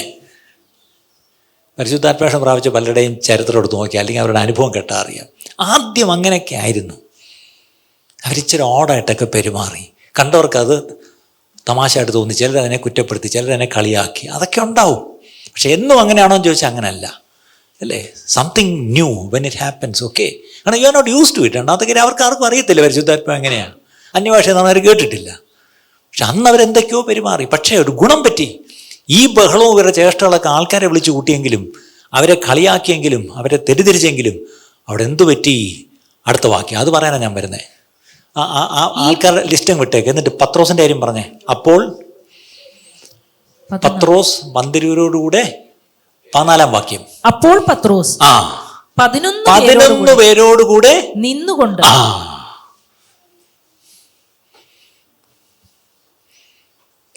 ഇതാണ് മൂന്നാമത്തെ പോയിന്റ്. Peter was obedient. ഒന്നാമത് പരിശുദ്ധാത്മാവിനെ കാത്തിരിക്കാൻ അവിടെ പട്ടണം വിട്ടു പോകാതെ ഇരുന്നു. അതൊരു ഒബീഡിയൻസ് ആണ്. ഇപ്പോഴോ കാത്തിരുന്ന പരിശുദ്ധാത്മാവ് ഇറങ്ങി നിറച്ചപ്പം പരിശുദ്ധാത്മാവ് തനിക്കൊരു നിയോഗം കൊടുക്കുക. എന്താണ്? ദേ ഇവിടെ ആൾക്കാർ ചോദ്യം ചോദിക്കുന്നു, ദേ ഇവിടെ ആൾക്കാർ വന്നെന്ന് കളിയാക്കുന്നു, ദേ ഇവിടെ ആൾക്കാർ വന്ന് ഇതെന്താണെന്ന് ഇങ്ങനെ അന്തം വിട്ട് നിൽക്കുന്നു. ഇനി അത് നിങ്ങളെന്തായാലും കാണിച്ചോ, ഞങ്ങൾ കണ്ട ആരാധിക്കാൻ പോവാന്ന് പറഞ്ഞ് എല്ലാവരും കൂടി ആരാധിച്ചില്ല. പെട്ടെന്ന് നോക്കിയപ്പം ജനങ്ങൾ വന്നു കൂടിയിരിക്കുന്നു. അയ്യോ ഇതെവിടെ നിന്ന് വന്നു? ഓവറായിരുന്നോ? വേണ്ട ആൾക്കാരെല്ലാം വന്നു. അവർ ചോദിക്കുന്നു. എന്താ ചോദിക്കുന്നത്? KJV ഇങ്ങനെയാണ്, വാട്ട് മീനത്ത് ദിസ്? എന്താണ് ഇതെന്താണ് എന്നാണ് ജനം ചോദിക്കുന്നത്. ഉടനെ പത്രോസ് തുടങ്ങിയ ആദ്യത്തെ സ്റ്റേറ്റ്മെൻറ്റ് ദിസ് ഈസ് ദാറ്റ് എന്ന് പറഞ്ഞിട്ട് യോവേലിലെ വാക്യം കോട്ട് ചെയ്തിട്ട് അങ്ങോട്ട് എക്സ്പ്ലെയിൻ ചെയ്ത് ആരിലേക്കാണ് വന്നത്? യേശുവിലേക്ക് വന്നു. ഇതിലെന്തുവാ പറഞ്ഞത്? നിങ്ങൾ കൊന്ന യേശു. 5-6 ആഴ്ച മുമ്പ് എന്താ അയാൾ ചെയ്തത്? ഓടിപ്പോയി. 3 വട്ടം തള്ളി പറഞ്ഞിട്ട് പോയ ആളാ. പക്ഷെ ഇപ്പം തൻ്റെ ഇടത്തോടെ എഴുന്നേറ്റ് നിങ്ങൾ കൊന്ന യേശുവാണ് ദൈവപുത്രനായ യേശു. ആ യേശു ഞങ്ങൾക്ക് പോയി പരിശുദ്ധാത്മാവിനെ അയച്ചു. ആ യേശു മാത്രമാണ് കർത്താവ് രക്ഷകൻ എന്നൊക്കെ പറഞ്ഞ് അങ്ങ് തുടങ്ങി. ജനങ്ങൾ കുത്തുകൊണ്ടിട്ട് ഈ കളിയാക്കിക്കൊണ്ടിരുന്നിട്ട് ചോദിക്കുക, ഞങ്ങൾ രക്ഷിക്കപ്പെടാൻ എന്ത് ചെയ്യണം? ഇനിയത്തെ കാലത്ത് സഭയിലേക്ക് ജനങ്ങൾ ഇങ്ങോട്ട് വന്ന്, നിങ്ങൾ പോകുന്നിടത്തെല്ലാം ജനങ്ങൾ നിങ്ങളെ വന്ന് കൈക്ക് പിടിച്ചിട്ട് രക്ഷിക്കപ്പെടാൻ ഞാൻ എന്ത് ചെയ്യണം? അർദ്ധരാത്രിക്ക് ഫോൺ വിളിച്ചിട്ട് ഞാൻ രക്ഷിക്കപ്പെടാൻ എന്ത് ചെയ്യണം എന്ന് അനേകർ നിങ്ങളെ വിളിച്ച് ചോദിക്കും. നിങ്ങൾ അങ്ങോട്ട് പോയി രക്ഷിക്കപ്പെടണോ എന്ന് ചോദിക്കുകയല്ല, രക്ഷിക്കപ്പെടാൻ എന്ത് ചെയ്യണമെന്ന് ഇങ്ങോട്ട് വന്ന് ചോദിക്കും. പക്ഷേ എങ്ങനെ പെടണമെന്ന് ഇങ്ങോട്ട് വന്ന് ചോദിക്കണം. അല്ലെങ്കിൽ രക്ഷയിലേക്ക് എന്നെ നടത്താൻ എന്നെ ഒന്ന് സഹായിക്കാമോ? Can you tell me about Jesus? യേശുവിനെ പറ്റി ഒന്ന് പറഞ്ഞ് എനിക്കിവിടെ ഒന്ന് പ്രാർത്ഥിക്കുവോ എന്നൊക്കെ പറഞ്ഞ് നിങ്ങളെ തേടി വരുന്ന കാലമായി. പക്ഷെ എല്ലാവരും കൂടെ ഞായറാഴ്ച പള്ളി വരണ്ട. നിങ്ങൾ ഈ 6 ദിവസം എവിടെയൊക്കെ ആയിരിക്കുന്നു അവിടെയൊക്കെ നിങ്ങളെ തേടി വരും. നിങ്ങളായിരിക്കുന്ന അവസ്ഥകളെല്ലാം അനേകർ നിങ്ങൾ യേശുവിൻ്റെ സാക്ഷിയാണെന്ന് മനസ്സിലാക്കി നിങ്ങളടുത്ത് വരും. പക്ഷേ പത്രോസ് എഴുന്നേറ്റ് നിന്ന് സംസാരിക്കാൻ കാരണം തൻ്റെ മേലിറങ്ങിയ പരിശുദ്ധാത്മാവാ. ആ പരിശുദ്ധാത്മാൻ ലഭിക്കാനുണ്ടായ കാരണം he was obedient to wait for the coming of the Holy Spirit. ഇനി നമ്മൾ പരിശുദ്ധാത്മാവിന് വേണ്ടി കാത്തിരിക്കേണ്ട, വന്നു കഴിഞ്ഞു. പക്ഷേ ഇന്ന് ഭൂമിയിലുള്ള പരിശുദ്ധാത്മാവിനാൽ നിറയ്ക്കുവാൻ യേശു വിശ്വസിച്ചു. ഹീ ഈസ് ദ ബാപ്റ്റൈസർ, അല്ലേ? Jesus alone is the baptiser. നമ്മെ യോഹന്നാൻ വെള്ളം കൊണ്ടായിരുന്നു, പക്ഷേ എനിക്ക് പിന്നെ വില വരുന്ന യേശു ആത്മാവിനാൽ സ്നാനം കഴിപ്പിക്കുക. അങ്ങനെയല്ല, ആത്മസ്നാനം നമുക്ക് ആവശ്യമാണ്. ഇതൊരു പെന്തക്കോസ്ത് അനുഭവമുള്ള സഭയാണ് പ്രിയപ്പെട്ടവരെ. നിങ്ങളൊക്കെ കളറുടുപ്പിട്ടുകൊണ്ടിരിക്കുന്നതായിരിക്കും, നിങ്ങളൊക്കെ മാലയും താലിയൊക്കെ ഇട്ടിട്ടുണ്ടായിരിക്കും. പക്ഷേ ഇതൊന്നും പരിശുദ്ധാത്മാ പ്രവണത്തിന് തടസ്സമല്ല പ്രിയപ്പെട്ടവർ. ഈ ദിവസങ്ങളിൽ വാസ്തവമായിട്ടും പരിശുദ്ധാത്മാവിനെ എനിക്ക് വേണം, പരിശുദ്ധാത്മാ സ്നാനം എനിക്ക് പ്രാപിക്കണം എന്ന് എത്ര പേര് പ്രാർത്ഥിക്കും പ്രിയപ്പെട്ടവർ. നിങ്ങളുടെ പ്രാർത്ഥനകളിൽ മറ്റെല്ലാ പ്രയോറിറ്റിയും വിട്ടിട്ട്, കർത്താവെ എനിക്ക് അങ്ങയുടെ ആത്മാവിനാൽ നിറയണം, കർത്താവെ എനിക്ക് അങ്ങയുടെ സാക്ഷിയാവണമെങ്കിൽ എനിക്ക് അങ്ങയുടെ ആത്മാവിനെ വേണം. എനിക്ക് ബൈബിളൊക്കെ പറഞ്ഞു കൊടുക്കാൻ അറിയാം, പക്ഷെ ഒന്നും നടക്കുന്നില്ല. ഞാൻ പറഞ്ഞിട്ട് ഒന്നും ഏൽക്കുന്നില്ല. എങ്കിൽ ഒറ്റ വഴിയേ ഉള്ളൂ, നിങ്ങളുടെ ബുദ്ധി കൊണ്ട് ആരെയും കർത്താവിലേക്ക് നേടാൻ പറ്റത്തില്ല. പക്ഷേ പരിശുദ്ധാത്മാവിൽ നിറഞ്ഞ് when you speak the spirit anointed word of God, ദൈവത്തിൻ്റെ സർവായുധ വർഗം എന്ന് പറഞ്ഞെടുത്ത് അവിടെ കയ്യിലിരിക്കുന്ന വാളിനെ പറ്റി പറഞ്ഞിരിക്കുന്നത് ആത്മാവാകുന്ന വചനമാകുന്ന വാൾ. അതിൻ്റെ അർത്ഥം നിങ്ങൾ പറയുന്ന ദൈവവചനം അത് ആത്മനിറവുള്ള വചനമായിരിക്കും. നിങ്ങൾ പറയുന്ന സുവിശേഷം ശക്തിയുള്ള സുവിശേഷമായിരിക്കും. അവർ നിങ്ങളുടെ ജീവിതത്തിലേക്ക് നോക്കുമ്പം നിങ്ങൾ സാക്ഷ്യമുള്ള ജീവിതമായിരിക്കും നയിക്കുന്നത്. നിങ്ങൾ പറയുന്ന സാക്ഷ്യം മാത്രമല്ല, നിങ്ങളുടെ ജീവിതമേ സാക്ഷ്യമായിരിക്കണം. ഇന്ന് ക്രിസ്ത്യാനികളെ നോക്കിയിട്ട്, വിശ്വാസികൾ നോക്കിയിട്ട് സാക്ഷ്യമില്ലാത്തതുകൊണ്ടാണ് നമ്മുടെ പ്രിയപ്പെട്ടവരൊക്കെ പലരും രക്ഷയിലേക്ക് വരാത്ത. നിങ്ങൾ പറയുന്നത് സത്യമാണെന്ന് അവർക്കറിയാം, കാരണം അവർക്കറിയാം ബൈബിൾ സത്യമാണെന്ന്, യേശു സത്യവാനാണെന്നൊക്കെ അറിയാം. പക്ഷെ പ്രശ്നം, അവർ നമ്മളിലേക്ക് നോക്കുമ്പോൾ we are not a witness, നമ്മൾ സാക്ഷിയല്ല. പരിശുദ്ധാത്മാ നിങ്ങളുടെ മേൽ വരുമ്പോൾ നിങ്ങൾ എൻ്റെ സാക്ഷികളാവും. പത്രോസ് സാക്ഷിയായി എഴുന്നേറ്റ് നിന്ന് ധൈര്യത്തോടെ, മറ്റു 11 പേര് കൂടെ എഴുന്നേറ്റു, പക്ഷേ ഒരാളാണ് സംസാരിച്ചത്. ആ സംസാരം അങ്ങോട്ട് പൂർത്തീകരിച്ചപ്പോഴത്തേക്കും ഇങ്ങോട്ട് വന്ന് ചോദിച്ചു, ഞങ്ങൾ എന്ത് ചെയ്യണം? 3000 പേര് സ്നാനപ്പെട്ട് ദൈവസഭയോട് ചേർന്ന്, അങ്ങനെ 3120 പേരായിരുന്നു ആദ്യത്തെ ചർച്ചിൻ്റെ നമ്പർ നമ്മൾ കാണുന്നത്. Look at that church growth. പിന്നീട് എന്തുമായിരുന്നു? 3000, 5000 അങ്ങനെ അങ്ങ് പോയി. ഇതാണ് the church started well. The church started at homes. The church started by the power of the Holy Spirit. The church started by everyone proclaiming the gospel. The church started with an expectation of everyone of his coming back. അതുകൊണ്ടാണ് രണ്ട് വിശ്വാസികൾ തമ്മിൽ കാണുമ്പം അവർ കൈ കൊടുക്കുമ്പോൾ പ്രൈസിലോടെ നല്ല പറയുന്നത്, മാറാനാഥ എന്ന് പറയും. എൻ്റെ അർത്ഥം നമ്മുടെ കർത്താവ് വരുന്നു. ഇന്നാരെങ്കിലും മാറാനാഥ പറയുമോ നമ്മൾ? ഈ ദിവസങ്ങളിലേക്ക് കർത്താവ് നമ്മളെ ഒരുക്കുന്നത് ആ ഒരു മാറാനാഥ എന്ന് നമ്മൾ അന്യോന്യം പറയത്തക്കവണ്ണം. പക്ഷെ മാറാനാഥ എന്ന് മുകളിലോട്ട് നോക്കി കർത്താവെ വരണമേ എന്ന് പറയണമെങ്കിൽ ഇവിടെ ഏൽപ്പിച്ച ദൗത്യം ചെയ്തിട്ട് വേണം പറയാൻ. ഇത് ദൗത്യം ചെയ്യാതെ മാറാനാഥ എന്ന് പറഞ്ഞാൽ കർത്താവ് വരത്തില്ല. അതുകൊണ്ടാണ് 2000 കൊല്ലമായിട്ടും കർത്താവ് വരാത്തെ. സഭയുടെ ദൗത്യം നമ്മൾ പൂർത്തീകരിച്ചിട്ടില്ല. കണ്ണിലടയ്ക്കാം നമുക്കെല്ലാവർക്കും. എല്ലാവരും ഒന്ന് കണ്ണടച്ചാട്ടെ.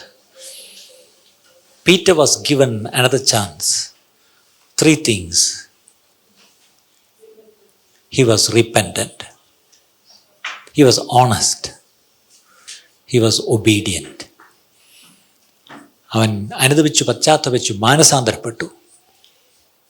അവൻ സത്യസന്ധനായിരുന്നു. അവനുള്ളത് തുറന്നു പറഞ്ഞു. 3, അവൻ അനുസരണമുള്ളവനായിരുന്നു. യെരൂശലേം വിട്ടു പോകരുത്, ഇവിടെ കാത്തിരിക്കണം എന്ന് പറഞ്ഞപ്പോൾ കാത്തിരുന്നു. അവൻ കാത്തിരുന്നു. ഇന്ന് ഈ ഉച്ച സമയത്ത് ദൈവം ഒരു അലാറം അടിച്ചു. പത്രോസിൻ്റെ ജീവിതത്തിൽ ഒരു കോഴി കൂവി. യേശു ഒന്ന് നോക്കുകയും കൂടെ ചെയ്തു.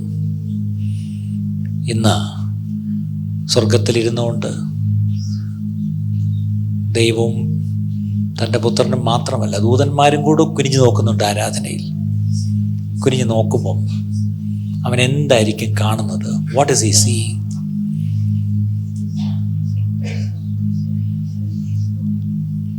നിങ്ങളൊരു പക്ഷേ കർത്താവിനെ തള്ളിപ്പറഞ്ഞിട്ടുണ്ടായിരിക്കും, കർത്താവിനെ നോവിച്ചിട്ടുണ്ടായിരിക്കും നിങ്ങളുടെ ജീവിതത്തിലൂടെ, ശുശ്രൂഷയിലൂടെയൊക്കെ. പക്ഷേ നിങ്ങളെ തേടി വന്നിട്ട് പറയുക, മോനെ മോളെ, ഞാൻ നിന്നെ വിളിച്ച വിളി ഞാൻ മറന്നുപോയിട്ടില്ല, നീ മറന്നുപോയെങ്കിലും. ഞാൻ നിൻ്റെ മേൽ തന്ന അഭിഷേകം നീ അതത്ര കാര്യമായിട്ടെടുത്തില്ല. പക്ഷെ അഭിഷേകം നിന്നിൽ ഇപ്പോഴും ഉണ്ട്.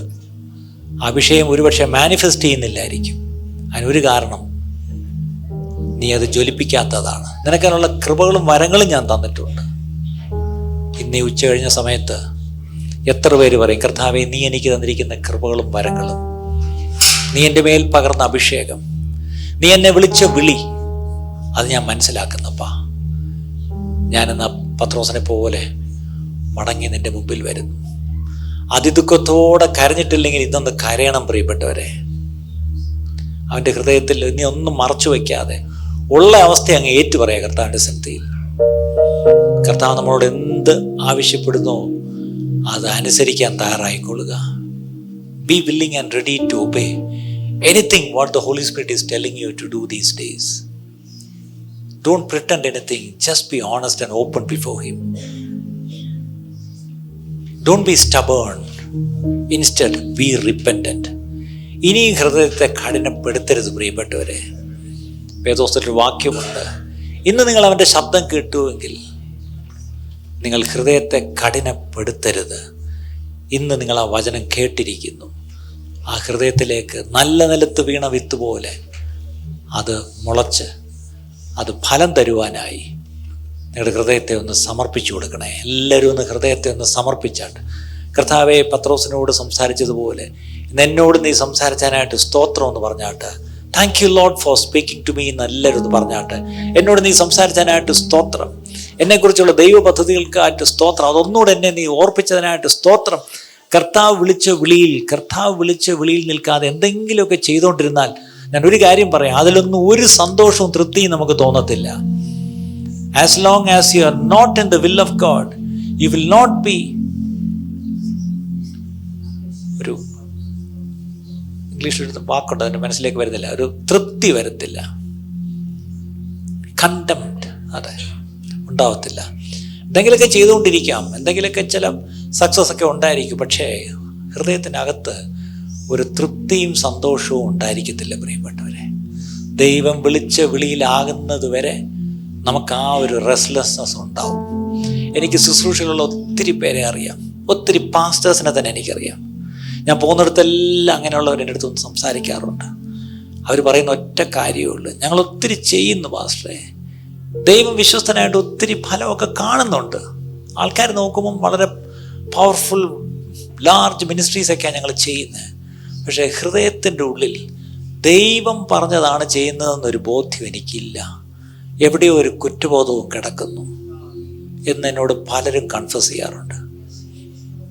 പലപ്പോഴും നമ്മുടെയൊക്കെ അവസ്ഥ ഇതാ, നമ്മൾ എന്തൊക്കെയോ ചെയ്യുന്നുണ്ടായിരിക്കും, പക്ഷേ ഹൃദയത്തിൽ എവിടെയോ ഇതൊന്നും അല്ല ദൈവം എന്നെക്കുറിച്ച് ആഗ്രഹിക്കുന്നത് എന്നൊരു ചിന്തയുണ്ടെങ്കിൽ, ഇന്ന് ദൈവം നമ്മളെ സ്നേഹിച്ചത് കാരണം കർത്താവ് നമ്മളോട് അത് ഒന്നുകൂടെ ഓർപ്പിച്ചതാ. How many will say Lord I commit myself, Lord I commit myself. ഇന്ന് കേട്ട ഈ സന്ദേശം തീർച്ചയായിട്ടും നിങ്ങൾക്ക് അനുഗ്രഹമായിരുന്നു ഞങ്ങൾ വിശ്വസിക്കുന്നു. ഒരു പക്ഷേ നിങ്ങൾ ഇതുവരെയും ഈ ചാനൽ സബ്സ്ക്രൈബ് ചെയ്തിട്ടില്ലെങ്കിൽ ദയവായി ഇപ്പം തന്നെ ഒന്ന് സബ്സ്ക്രൈബ് ചെയ്യുക. ഈ സന്ദേശം മറ്റു ചിലർ കൂടി ഒന്ന് ഫോർവേഡ് ചെയ്ത് കൊടുക്കുക. നിങ്ങൾക്കിത് അനുഗ്രഹമായിരുന്നെങ്കിൽ തീർച്ചയായിട്ടും അത് മറ്റുള്ളവർക്കും ഒരു അനുഗ്രഹമായി തീരുവാൻ അത് കാരണമായി തീരും. God bless you.